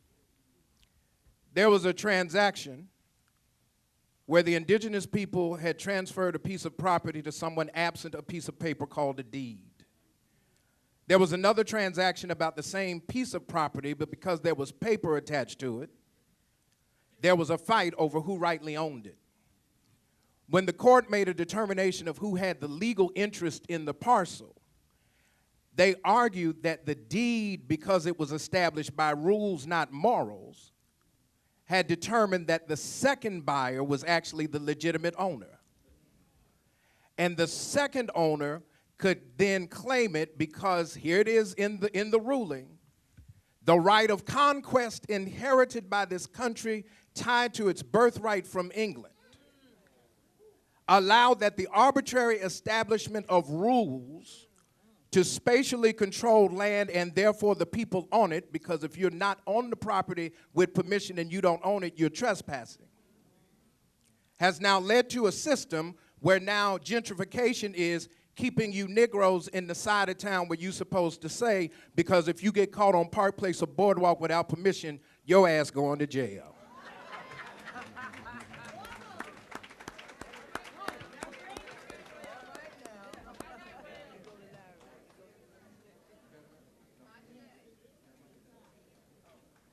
Who's that down there on the end? Somebody y'all know? Is that somebody y'all know?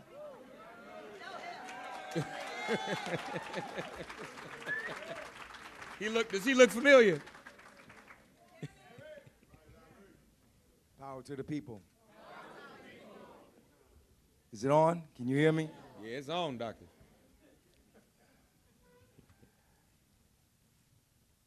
When we begin a discussion about gentrification, I think it's important that we examine the etymology of the word. What is the root word of gentrification? Gentry. Who was the gentry? The gentry was the English word for the emerging bourgeoisie in England. The bourgeoisie was the middle class. The word gentry was used interchangeably for landowners, but it was also used for the nascent capitalist that was developing. So we see in the word gentrification its class nature. And another way of describing gentrification is class warfare. It is the warfare of the rich against the poor. Another way of describing gentrification is ethnic cleansing. It is the removal of primarily black and brown people from their communities, and they are replaced by other people, and in this period, mostly white people. What does gentrification look like? Gentrification is like when you go away to college for 4 years and you come back home and you can't recognize your community. Gentrification is when multi-million-dollar sports stadiums are built in the downtown area, subsidized by people's tax dollars. Gentrification is when sparkling performing arts centers are constructed on the cemeteries of our slave ancestors, as they are here in Newark, New Jersey. Cemeteries so old that nobody remembers that they were even there. Gentrification is when the name of the city is taken off a facility and a corporate name is put on the facility. When I went to Philadelphia, even the subway stations had Wells Fargo's name on them. Gentrification is when you live in the hood and all of a sudden blocks and blocks of the hood are replaced by condominiums, townhouses that the people who live in the neighborhood can't afford to live in. Gentrification is when those townhouses and communities have gates and walls put around them so that the people who used to live there can't even walk through the community. Gentrification is when the schools you went to were public schools, now they're closed and replaced with charter schools. Gentrification. Come on. Gentrification is when you went to the ShopRite and now they closed the ShopRite and you got Whole Foods. That's gentrification. Gentrification is when you're paying more than 1/2, maybe even 2/3 of your take-home pay to rent. Rent should not be more than 25% of our income. It is so fitting that we have a forum here in Newark, New Jersey on gentrification. Yeah. Because Newark is the historical home of the largest rent strike in the history of the United States. What happened? In 1971, a brother named Toby Henry organized the people of the Stella Wright Project to withhold their money until the elevators worked again, the lights were put back on, the urine was cleaned up in the stairwells, the apartments were painted the way, and the lead paint was removed from those apartments. That rent strike lasted over 1 year. And if you want to know the most powerful weapon to fight gentrification is tenant organizing and people organizing to fight gentrification.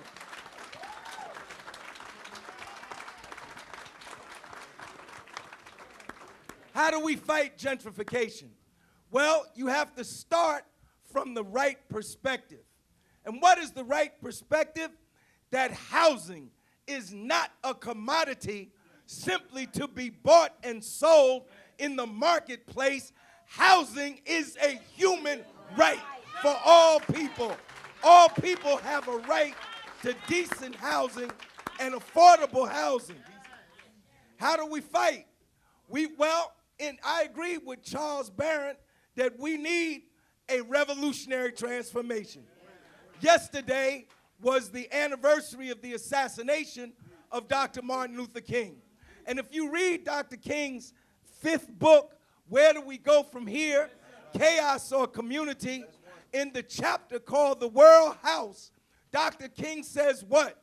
He says we need a radical redistribution of power and wealth in the United States. And he goes on to say, we need a radical transformation of our socioeconomic system.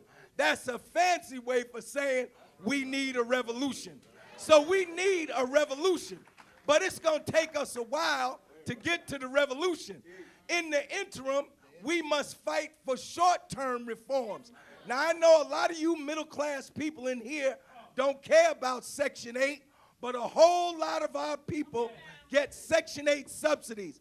And right now, Donald Trump, through his puppet, Ben Carson, is trying to significantly slash the Section 8 program. We must fight against any budget cuts in public housing and against the Section 8 program. Furthermore, we can't really deal adequately with this problem unless we get rid of the right-wing dictatorship that currently occupies the White House and the Congress of the United States. Those are interim things that we have to fight for. We have to fight for housing, for tenant rights. In Washington State, every town should have rent control. But in Washington State, they just passed a law for statewide rent control. We need to fight for that statewide rent control in every state where our people are.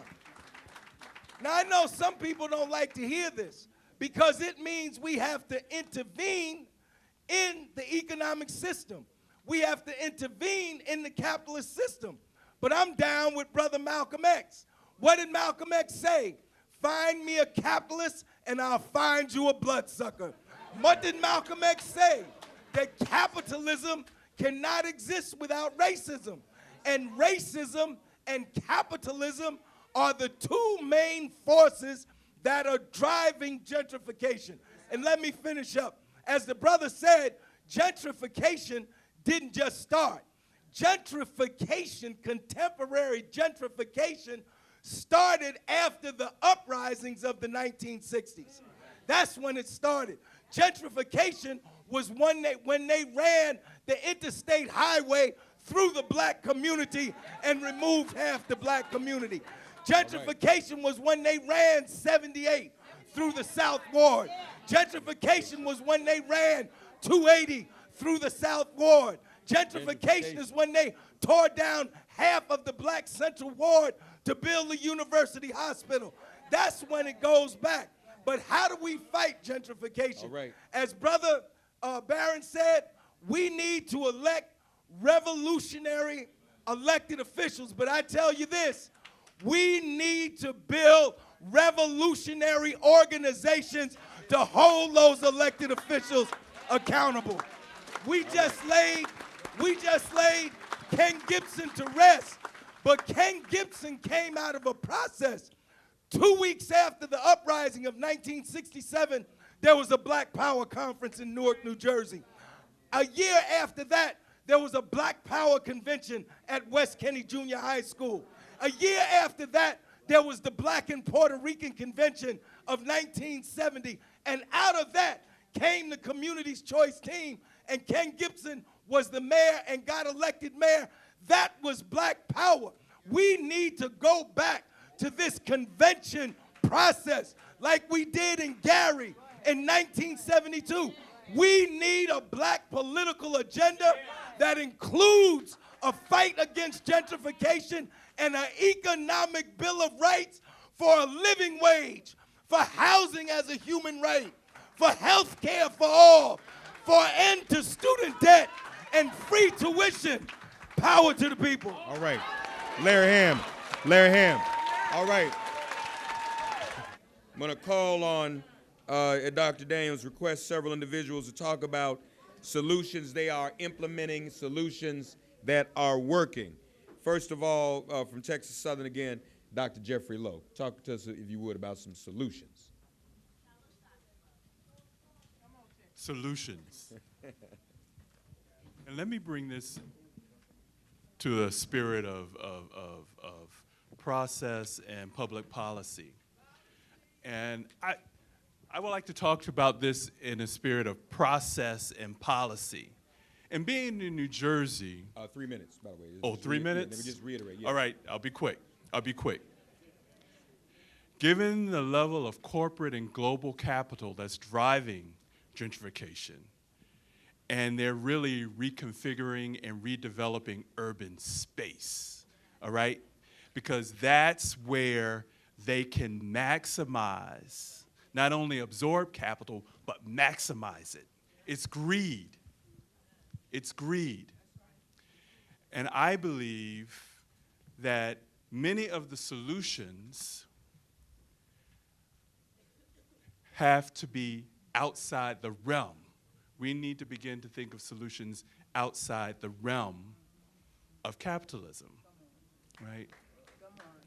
We need to begin to think about ownership and wealth from less than an individual perspective to a collective perspective.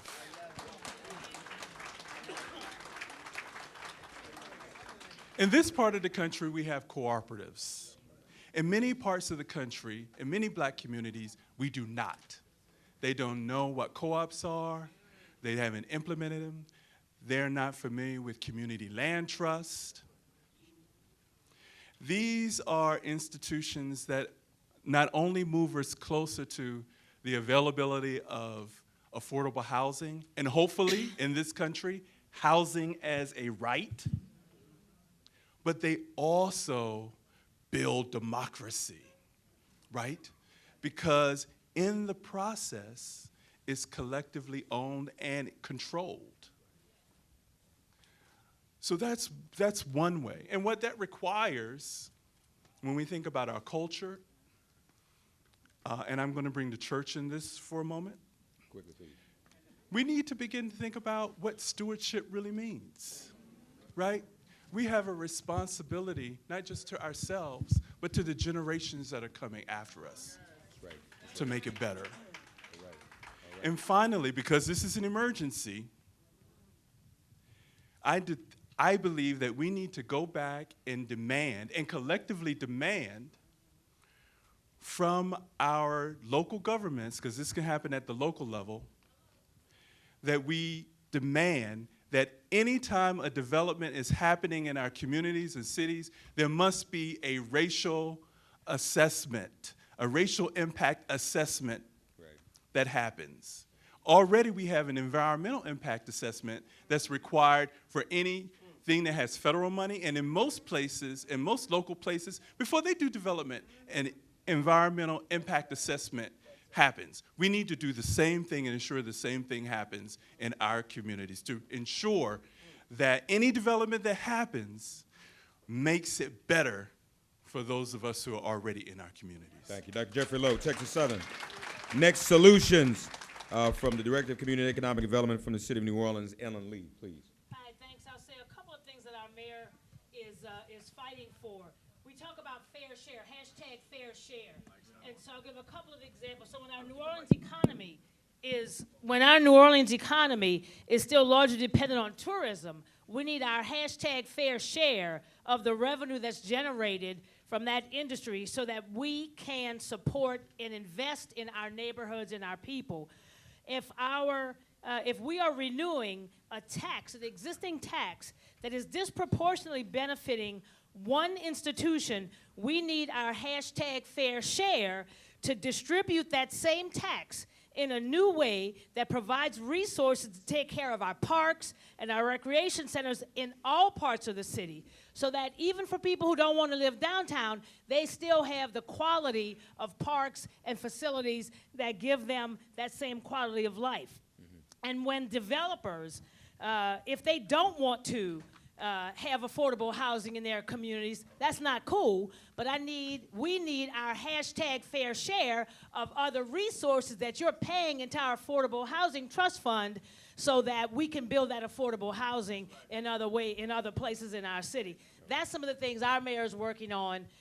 We need our hashtag fair share of DBE participation. We need our hashtag fair share of local hires. So when you want to come in this town and do business, you have to hire our local people. You have to procure goods and services from our minority businesses. That's what Mayor LaToya Cantrell is working on, finding solutions. Thank you, Ellen Lee. Willie Barney, African American Empowerment Network, Omaha. Solutions, quickly, please. Very quickly. One of the things, somebody say, we are empowered. We are empowered. A little bit louder, we are empowered. We are empowered. And the reason I wanted to hit that is, based on what I understand about what you're doing right now in the city, the mayor is opening up doors for land, contracts, and other work. Other cities don't have that. So you have a mayor and administration that's opening up the door, but now we have to walk through it collectively together, right? And so he talked about collective investment and ownership. You have land in the community right now, based on what I'm understanding, that can be purchased if you work on it collectively, and you can have a co-op, you can have collective ownership. And that's what we're focusing on now in Omaha, is we have specific strategic lots and buildings where we have worked with our collective partners to make sure that 70% of that is in good hands that we can work with to make sure there's collective ownership. That's one piece. The other thing is all the different sectors. I'm looking around this room. This is a powerful room. If just the people in this room were to agree and come up with, like we did, a common agenda that was developed by the community for the community, there's no stopping what you can get done with the mayor that you have in place right now. So I say, first of all, you are empowered. You have the power to make the change, but you have to be collaborative, collective, and comprehensive. But develop your plan and go make it happen. All right. Thank you, my brother. Dr. Sophia Omari, Chief of Staff, Mayor Chokwe, Antara Lumumba, Jackson, Mississippi, please. Jackson. Solutions. Is it on? Solutions. As I said earlier, I want to focus on us not electing people who just look like us, but people who think like us and people who love us, right? Also, we want to focus on, and this word is being said so much, collective work and responsibility, right? Ujima, collective work and responsibility. As servant leaders, we should not design and defend, but we should design in concert with our brothers and sisters, right? And I also want to talk about another principle that we're trying to implement and make sure happens in Jackson, Mississippi. As a part of the New African Creed, we talk about believing in community as family, right? Believing in the family and in the community, and then believing in the community as family. And we used to live like that, right? We used to lend a hand to our neighbors when they were in need. We used to collectively work to build that barn. You know, we used to come to our neighbors' aids when there were fires and things like that. And now we get behind our locked doors and we act as if we don't know each other. That has to change. We have to build collectively. Thank you. Thank you, Dr. Sophia Omari. State Assemblyman Charles Barron. Solutions. Solutions. I want to suggest that we do this like we did in East New York.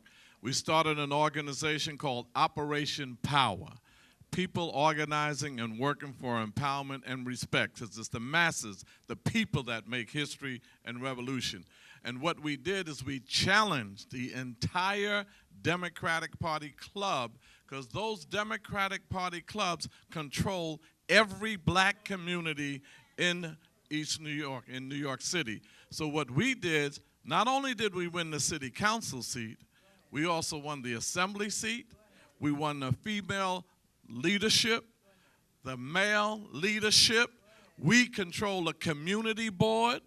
We also control the judicial delegates. We control the local judge from that area. All came out of Operation Power. And because we did that, our first solution was the infrastructure. I kid you not, you got to come to East New York. Do we have foreclosures? Yes. Do we have crime? Yes. We got 3 new $100 million schools built in East New York, 3 new ones. We also got a $15 million state-of-the-art 2-story youth center. And we got our group Man Up, Inc., Brother A.T. Mitchell, running the youth center, put pressure on the mayor to give us $400,000 a year to run it. We have a new $36 million library coming into East New York, and they building it in the area where there was some enslaved Africans buried years ago, and they already built over it. So we told them 2 stories on top of the library, we want a cultural museum to honor our African people, and we're going to get it. We also was able to get a whole, what do you call them things, with a shopping mall, right? And one of them malls, they tried to bring in, what's that place? Walmart. They tried to bring in Walmart. They said, Charles, you're not going to stop Walmart. Operation Power stopped Walmart. They said, get out of here. And we got a brother from East New York who has space in there, and he has a restaurant called Fusion East. And he was able to get that because we had a movement that demanded that. We also made sure that in all of our schools, we got libraries fixed up, we got computer labs, science labs, recording studios in our schools, recording studios, $500,000. And in East New York, where could you go and get a new apartment, 1-bedroom apartment, making $16,000 to $25,000 a year for $550 a month rent in East New York? All right. That's a solution.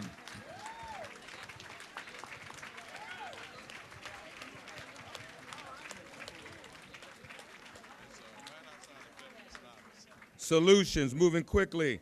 Remieri. Very quickly, a couple of things that I think we need to look at, and I don't see the mayor, but to the electeds. As opportunity zones, oh, there he is. As opportunity zones are expanded, make sure that there's the full application of the utility of Section 3 under the HUD Act, because it allows for either recipients of public assistance vouchers or those who live in an area where there's public housing and the income fits, that you can actually use the voucher to help with establishing equity. I'll say that again. So remember Section 3, not just Section 8. We want HUD Section 3 to be fully applied, and then as it relates to CDBG, once the loan guarantees are paid back, track them when they go into the general fund and make sure that those funds are not redeployed to exclusive projects, that you develop uptown as well as downtown so that we can make sure that Baltic Avenue and Mediterranean Avenue have what they need, just like Park Place and Boardwalk. All right. Pastor Mike, solutions, quickly, please. We need to organize, and I'm going to talk primarily to black preachers, religious leaders, organize a public safety agenda beyond policing and prisons. We need to become frontline suppliers of frontline public health intervention specialists who can intervene in the conflicts of young people on the streets using public health interventions so we do not have to depend on the police to create peace in our communities. Our churches are strategically located on every block of every black neighborhood in the country.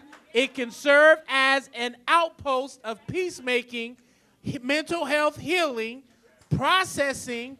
Black preachers, we have to open up our doors and become public health, violence prevention, intervention specialists. organize our congregations to do so. You have great examples. Erica Ford, wave your hand, Erica Ford, with the red orange on. Oh, come on, Erica. She's one of our specialists in this regard. We have people that will help come train you all across the country. That's one solution that we can do. It will decrease police budgets, and we can reinvest the savings from police budgets into housing, into schools, into food, into parks.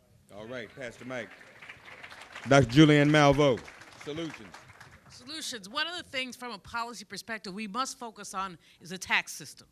We believe we behave as if the tax system just is, and that we have to accept the tax law that passed in 2017 was a massive transfer of income from the poor to the wealthy. We saw that this year when people didn't get the tax refunds they thought they were going to get. So we're talking about organizing. We really have to organize around changing the tax code, around doing things like taxing stock transfers. That's right. That sits on the wealthy almost exclusively because half of us do not have any stock. So there are federal tax on changing stock transfers, and that will put aside for some kind of community development. That will be something. All too often we talk about government programs, and then we get into a hearing, and people says, well, how are you going to pay for it? Change the tax code so that the wealthy pay their share. This growing wealth gap is not just a black community issue. Increasingly, we're seeing working class whites and non-working class whites looking at a wealth gap. The last recession, we ended up with the top 10% was 115% better off at the end of the recession. The bottom was 15% worse off at the end of the recession. So I would just implore folks as they do their policy work and talk to their legislators to focus on taxation. All right, Dr. Julianne Malveaux. Folks, and those were the panelists. Dr. Daniels asked me to share solutions. Please give all of our panelists a round of applause.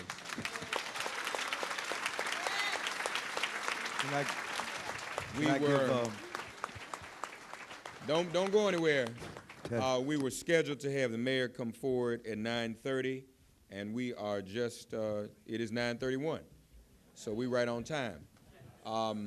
So as our brother comes forward, and you know, some of the sisters and brothers talked about servant leadership, you know, talked about, you know, and again, he never thought he'd be a mayor.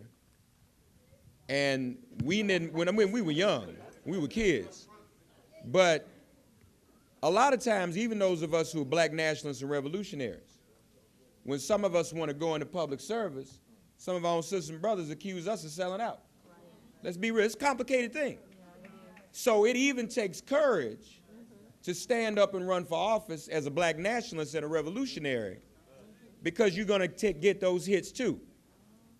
But when you do it in the way that Sister Sophia has described, and you serve your people, get up under your people and lift them up, that's what makes all the difference in the world. Please, on your feet for the mayor of the city of Newark, New Jersey, Mayor Ras Baraka.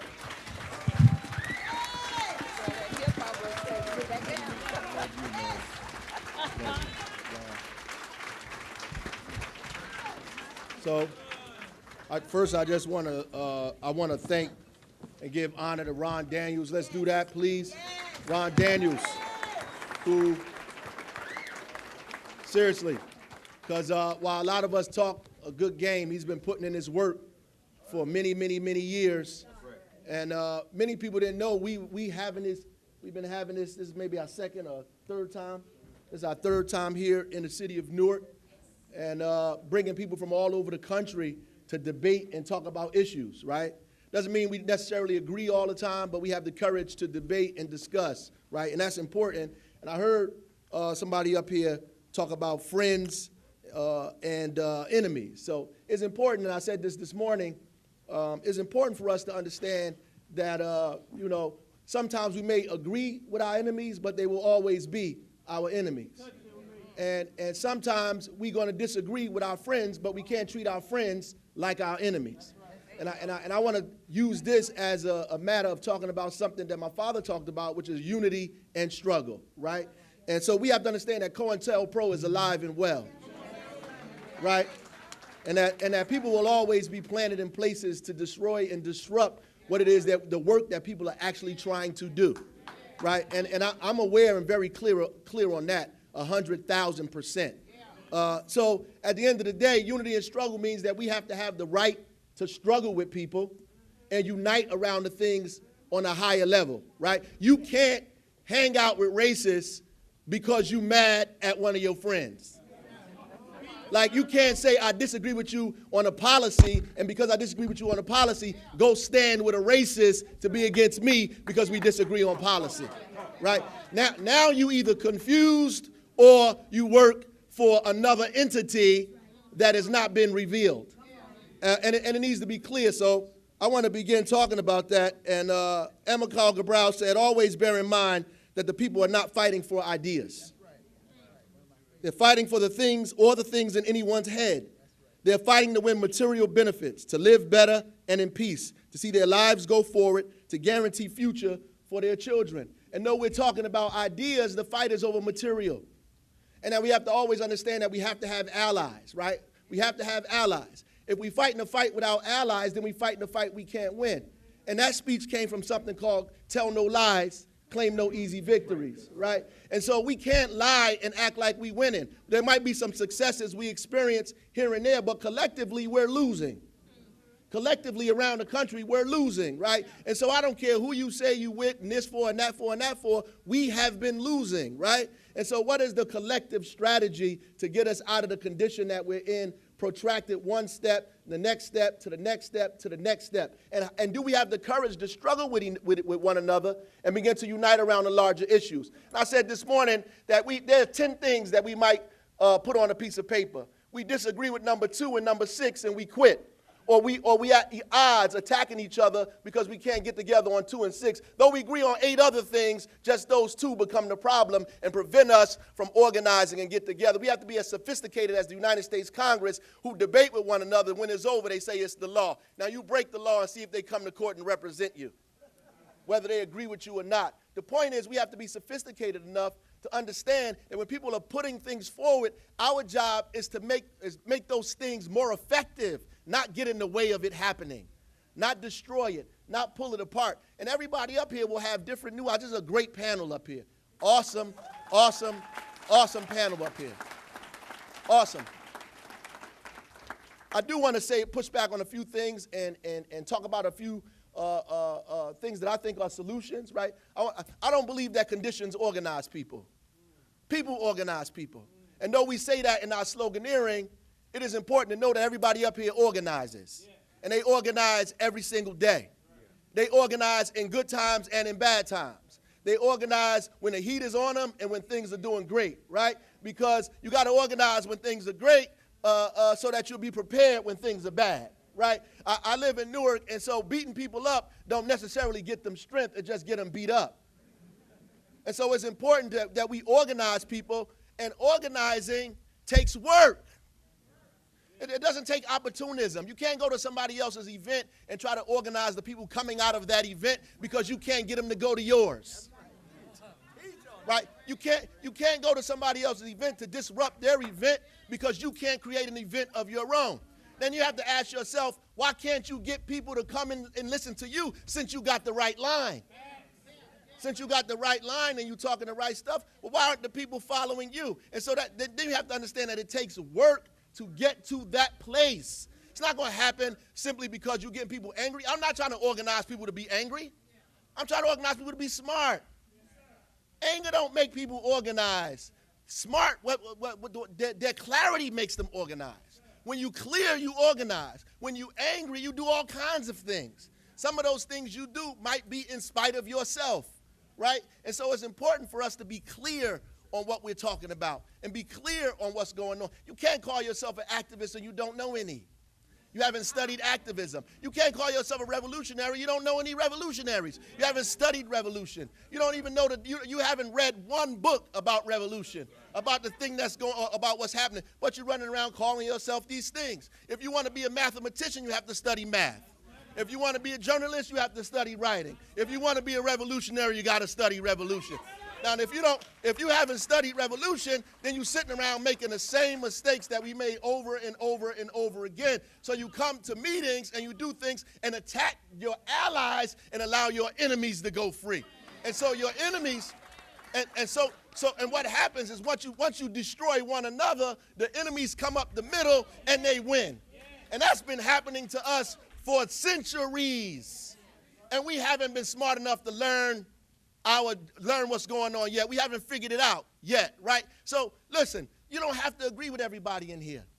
You don't. And uniting with people, your agreement with them shouldn't be a prerequisite for you to unite with them. Anybody who tells you that in order for you to be with me, you have to agree with everything I say is narcissist, right? And if they're narcissists, then you shouldn't want to unite with them anyway. So at the end of the day, all we have to agree to is that the overarching principles, and we can struggle with one another around those things to get to the end goal, right? I don't agree with everybody in my family, but I love them, and we together, right? And if my mother says something, I'm going to get it done. But at the end of the day, we have to struggle with each other. And struggle is important. It's a tension that we need. And Ron Daniels talked about it as a tension that we need. That struggle is important for us, right? We have to have that struggle, but it has to be based on principle. It can't be based on me trying to get what you got. It can't be based on a personal difference that I have. It can't be based on that I don't like you as an individual. It can't be based on all these other kind of things. Our struggle has to be a principled struggle. And so we talk about self-determination, so I'm glad the sister said collective work and responsibility. Because people want self-determination, they just don't want to do the work. And they don't want to have the responsibility. So it's easy to put the responsibility on two people, then criticize the two people because they didn't do exactly what you needed them to do, but you're not involved in any of it at all. You sit on the back and the side and criticize, but fail to be responsible for the work. You have to get involved. That's Amilcar Cabral. Tell no lies, claim no easy victories. That's what that says. You can't have 10 soldiers doing the work of 8.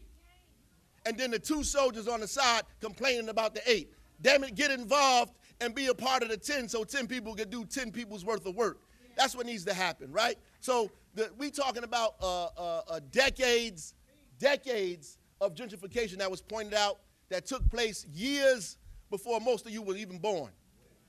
Well, some of you.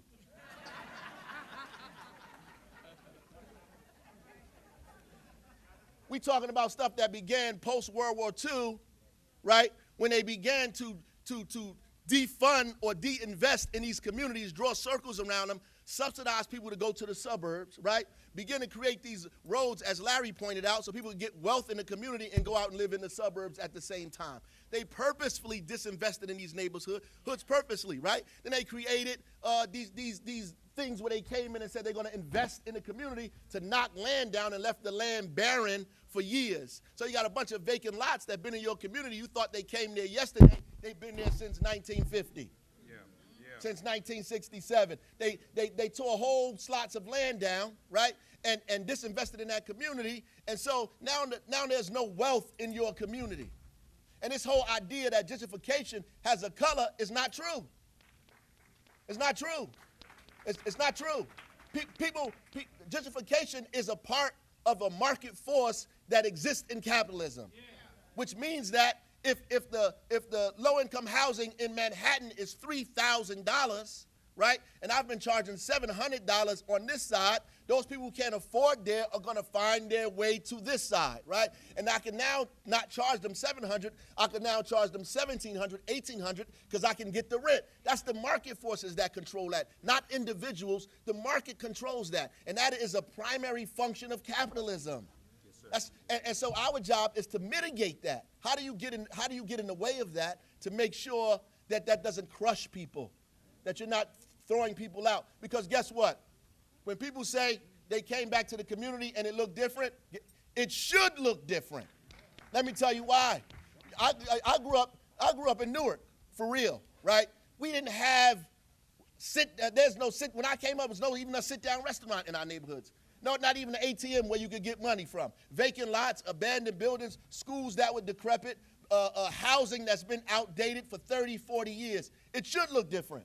Things should change, right? But the question is, how do they change, and where do you get the wealth from to change that? I think most of us have been focused on the downtown areas because what happens is when these cities come back, because they're trending back to the cities, people are saying, I want to move into cities because it's hipper, it's next to the train station, all these things. They're trending back, so people are moving downtown.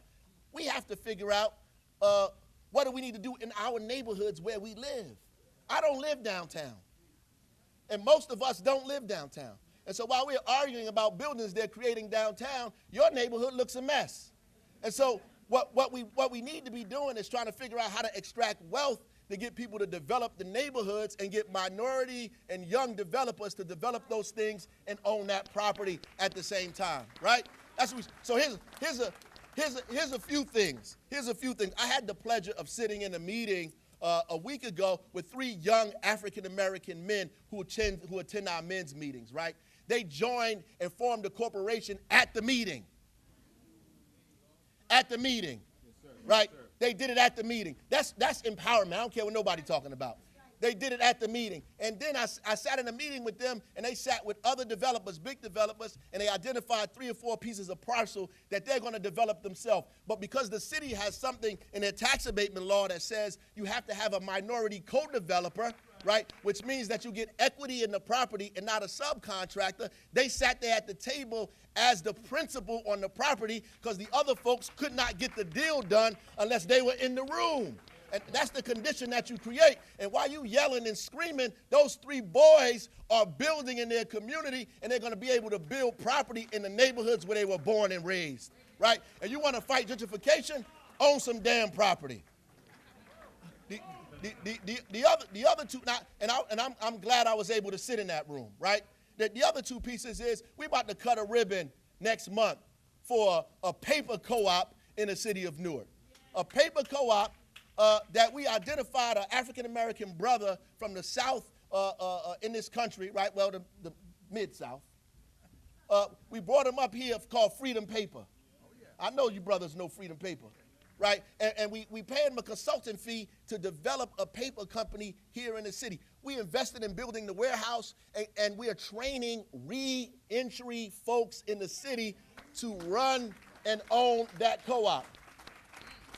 The municipal council just passed ASOP legislation that allows us to give a loan or purchase businesses from small or mid-sized companies or with a loan and give that business to the workers there, right? And from the profit, they pay that loan off, a small interest loan they pay off to the city in order that they own a property in perpetuity or own a business in perpetuity. These are the things. See, co-ops and collective ownership and ownership period is the beginning of how you begin to stop gentrification, right? You have to begin to stop it. And so when people talk about inclusionary is a tool. That's not an end-all, be-all. It's a tool. It's a tool designed, especially if you have what the sister said, an affordable housing trust fund. Because guess what? Our people not moving downtown. I don't care how long you fight or march, they're not coming down here. They don't want to be down here. Their families are too big to be down here, first of all, right? They have real families. They're not millennials who live by themselves, came from college, or, bankers from Wall Street, or these guys. They don't want to live downtown. They want to live in their neighborhood. They just don't want to live next to vacant lots and dirty buildings and unsafe conditions. They want their neighborhood fixed up. Our job is to extract wealth from what they're doing downtown and force them to put it in the communities where people live at through affordable housing trust funds to get those young 3 brothers who are going to build those property, and they may have a gap in their financing to take that money and put it in the gap in their financing so they have a full project and tell them we need them to pay or charge this amount of rent for their property. The other piece is to have a land bank or a land trust. When the state of New Jersey finishes passing a land bank, the city of Newark begins to create its own land bank that we're waiting in the wings to do. The land bank allows us to control the property that we have and begin to use it for things that we think it should be used for, and not giving it out to speculators who come into these auctions and buy all this property up and then flip it and sell it at exorbitant prices. The land bank allows us to control it. Then you partner the land bank with a land trust. The land trust allows us to identify parts of the city and say this part of the city is going to be affordable in perpetuity.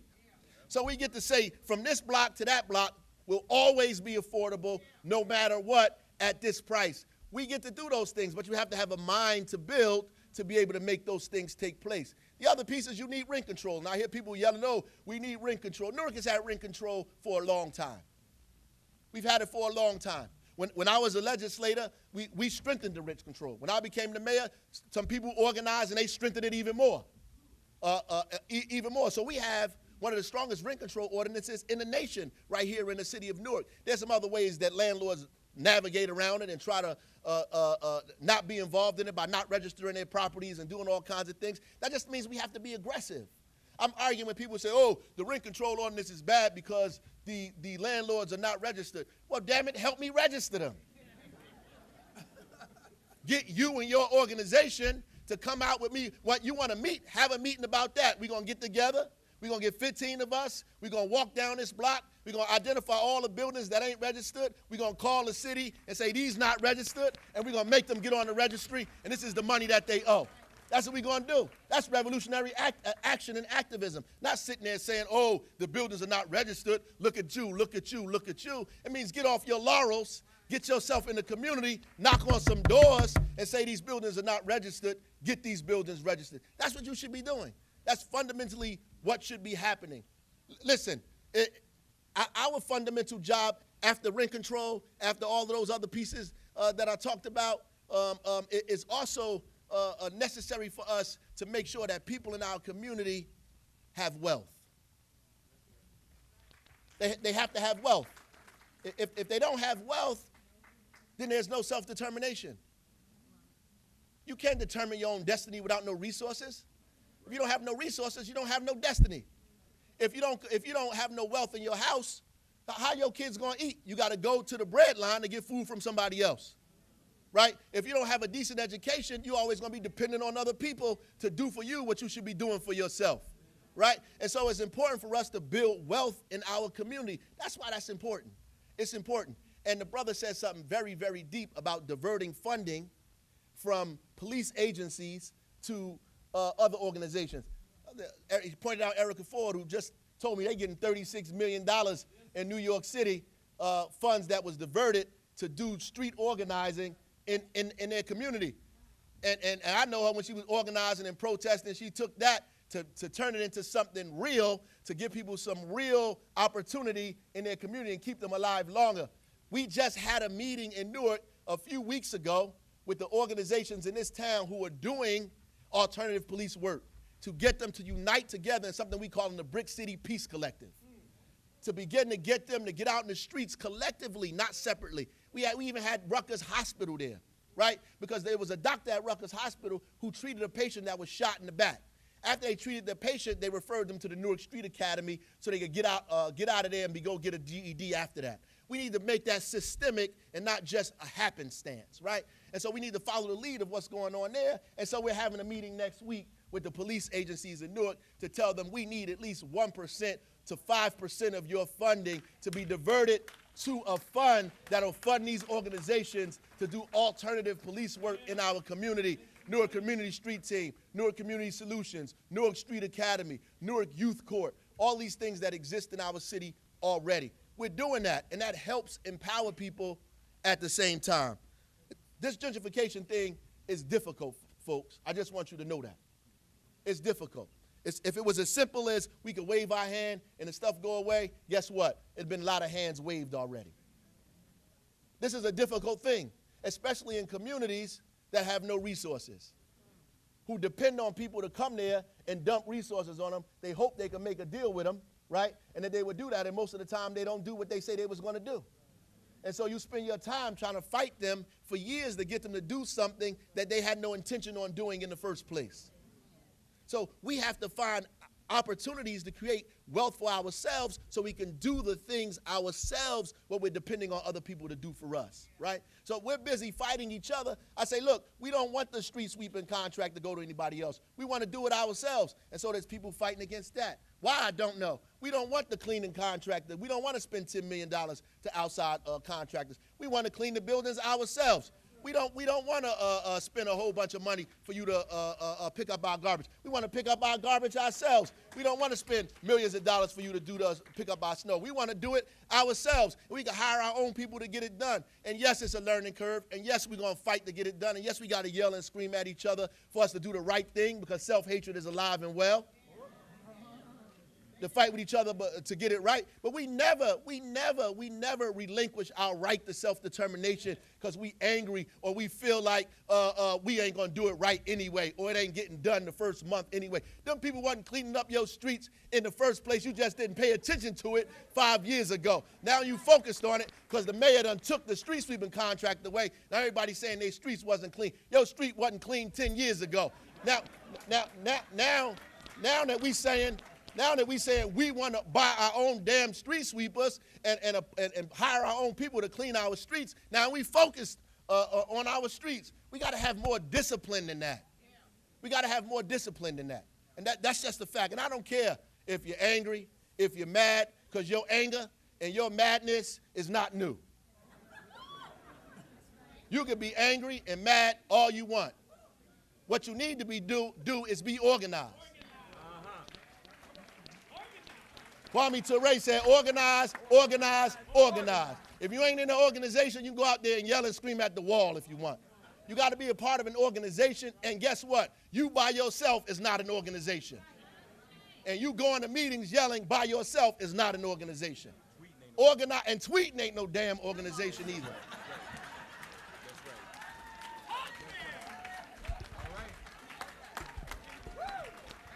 I'm going to sit down. Listen, I was involved in some other stuff, and I was at a debate recently, and somebody got up and said, "Oh, the mayor got an organization. He's they looking at me like I'm the power broker." That's funny. I laughed at that all the way home. You know why? Because it took me 20 damn years to build an organization. That's why. And I'm not angry that I have an organization. I'm happy that I got an organization. Because I remember I had $10,000 and was frying chicken in my mother's house in order to raise money to run for office when I was 24 years old, out here involved in these communities, in these streets, raising my own money by myself with no organization, going against all of the money and all of the people. I'm glad I got an organization, and I'm glad I raised money, because guess what? I listened to Kwame Ture. And more importantly, I know who the hell Kwame Ture is.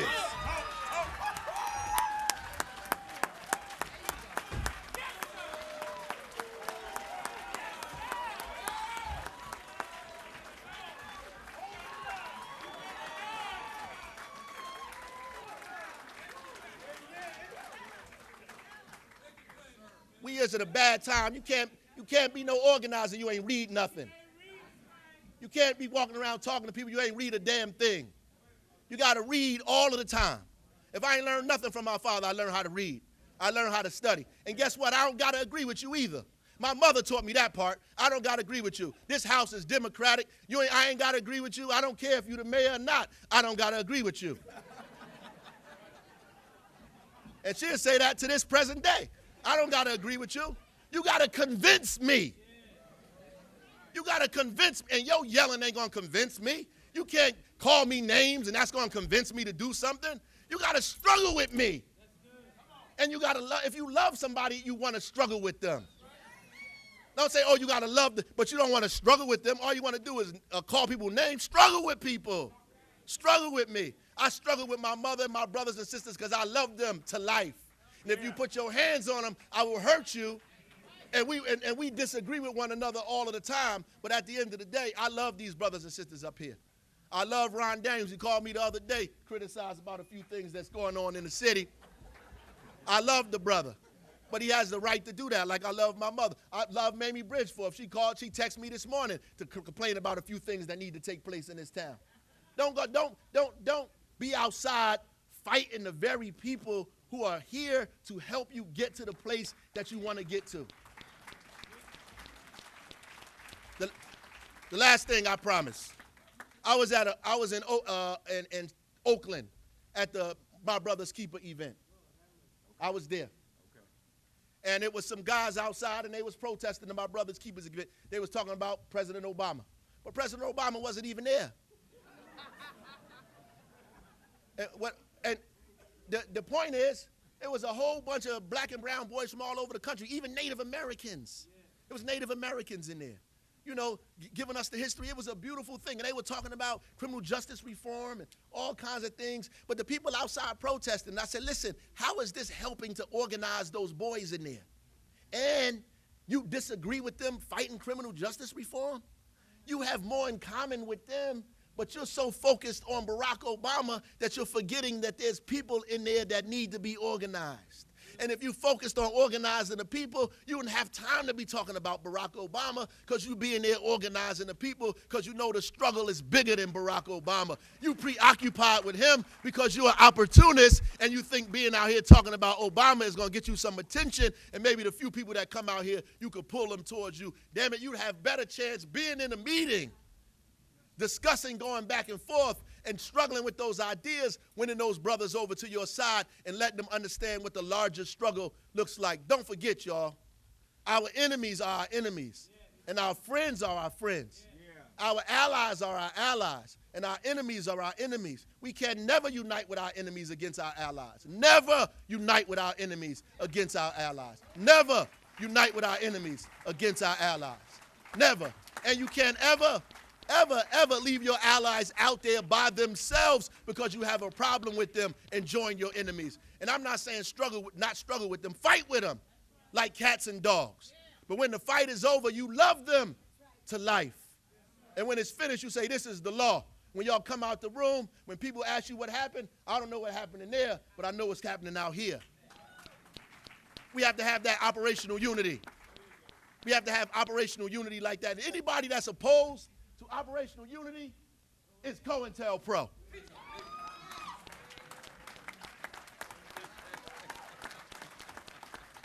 Anybody that's opposed to operational unity is involved in a counterintelligence program, either objectively, like my father used to say, or subjectively. Objectively meaning their actions objectively serve the interests of COINTELPRO, or subjectively they getting paid to come in there and disrupt some stuff. And he organized in a situation when the lights went out, people put their hands on their hips.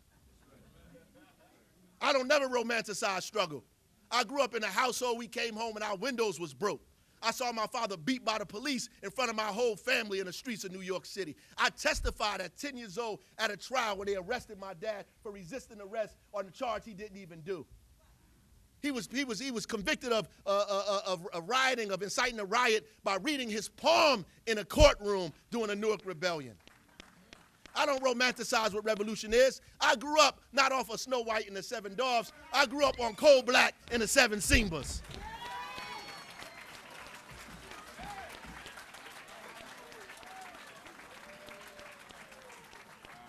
That's just a fact. That's just a fact. And if you can't organize with each other, then check your ego at the damn door. Either check your ego at the door or give them people back their money. Give them people back their money. Because some of y'all taking some money. You're talking about the elected officials. Some of you people out there taking some money. Give it back. Give it back. Give it back.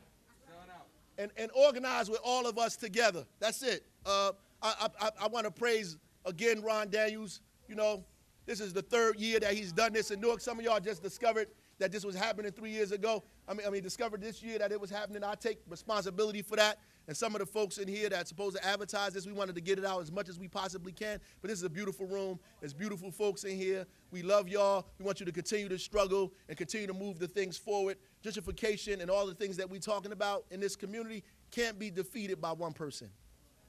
There's not one of us up here smart enough to do it by ourselves. And if we telling you that we smart enough to do it alone, then we lying to you. We claiming easy victories and we telling lies. We can't do it by ourselves. We have to do this collectively. Collectively. I'd rather you come to my house, ring my bell. I'd rather you come up to the mayor's office, make an appointment, and struggle with me in the conference room than be outside and not come into this meeting because you mad at a few things. Bring yourself downtown to City Hall. Set up a meeting with Salim Mutel at 973-733-4312. Bring you, your boy, your sister, and the crew you got, and we can have a real debate in the conference room if you're serious about the things you want to see happen in the city. God bless you.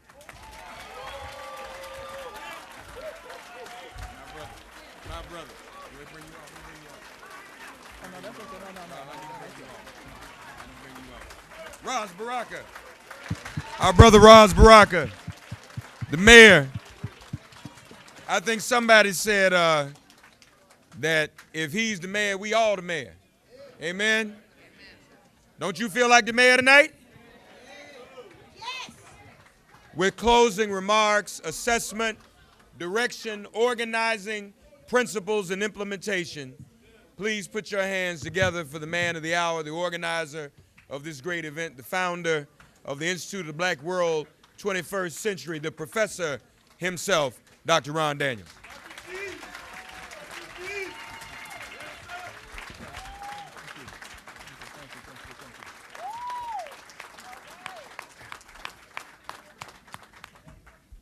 Well, I can only say that,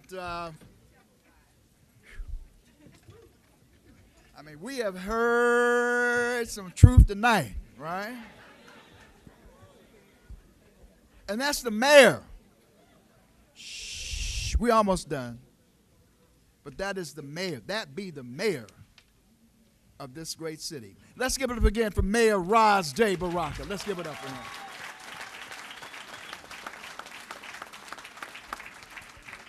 When people say, why do we keep coming back to Newark? We come back to Newark because I am not, at this stage of my life, about wasting time. I'm a strategist, I'm an organizer, I'm a theoretician and practitioner. I understand where Newark stands at the crossroads of history right now. And it is also in the crosshairs of history right now. And so we're here to come back time and time again. We have brought people together who are talking about how to actually work with the mayor, work with the staff, do particular work in order to strengthen and to complement the work. That's what we're here to do. Not to encroach on anybody's territory, not to try to try to diminish what's happening, but to understand that it is complicated and that we really need to be about doing this business. So I don't really have a whole lot else to say because it's already been said. We just need to say amen. Amen. Amen. I do want to thank WPFW. Let's give it up for them. I want to thank WBAI.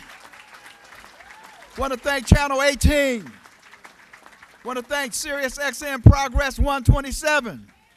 We want to thank C-SPAN for being in the house too. And now let's all rise and say Harambe together, because we are all going to pull together in order to emerge out of this state of emergency. Y'all know how it goes. It's 7 times, and you hold it as long as you can. All right, on 1, 2, 3. Harambe! Harambe! Harambe! Harambe! Harambe! Harambe! Harambe!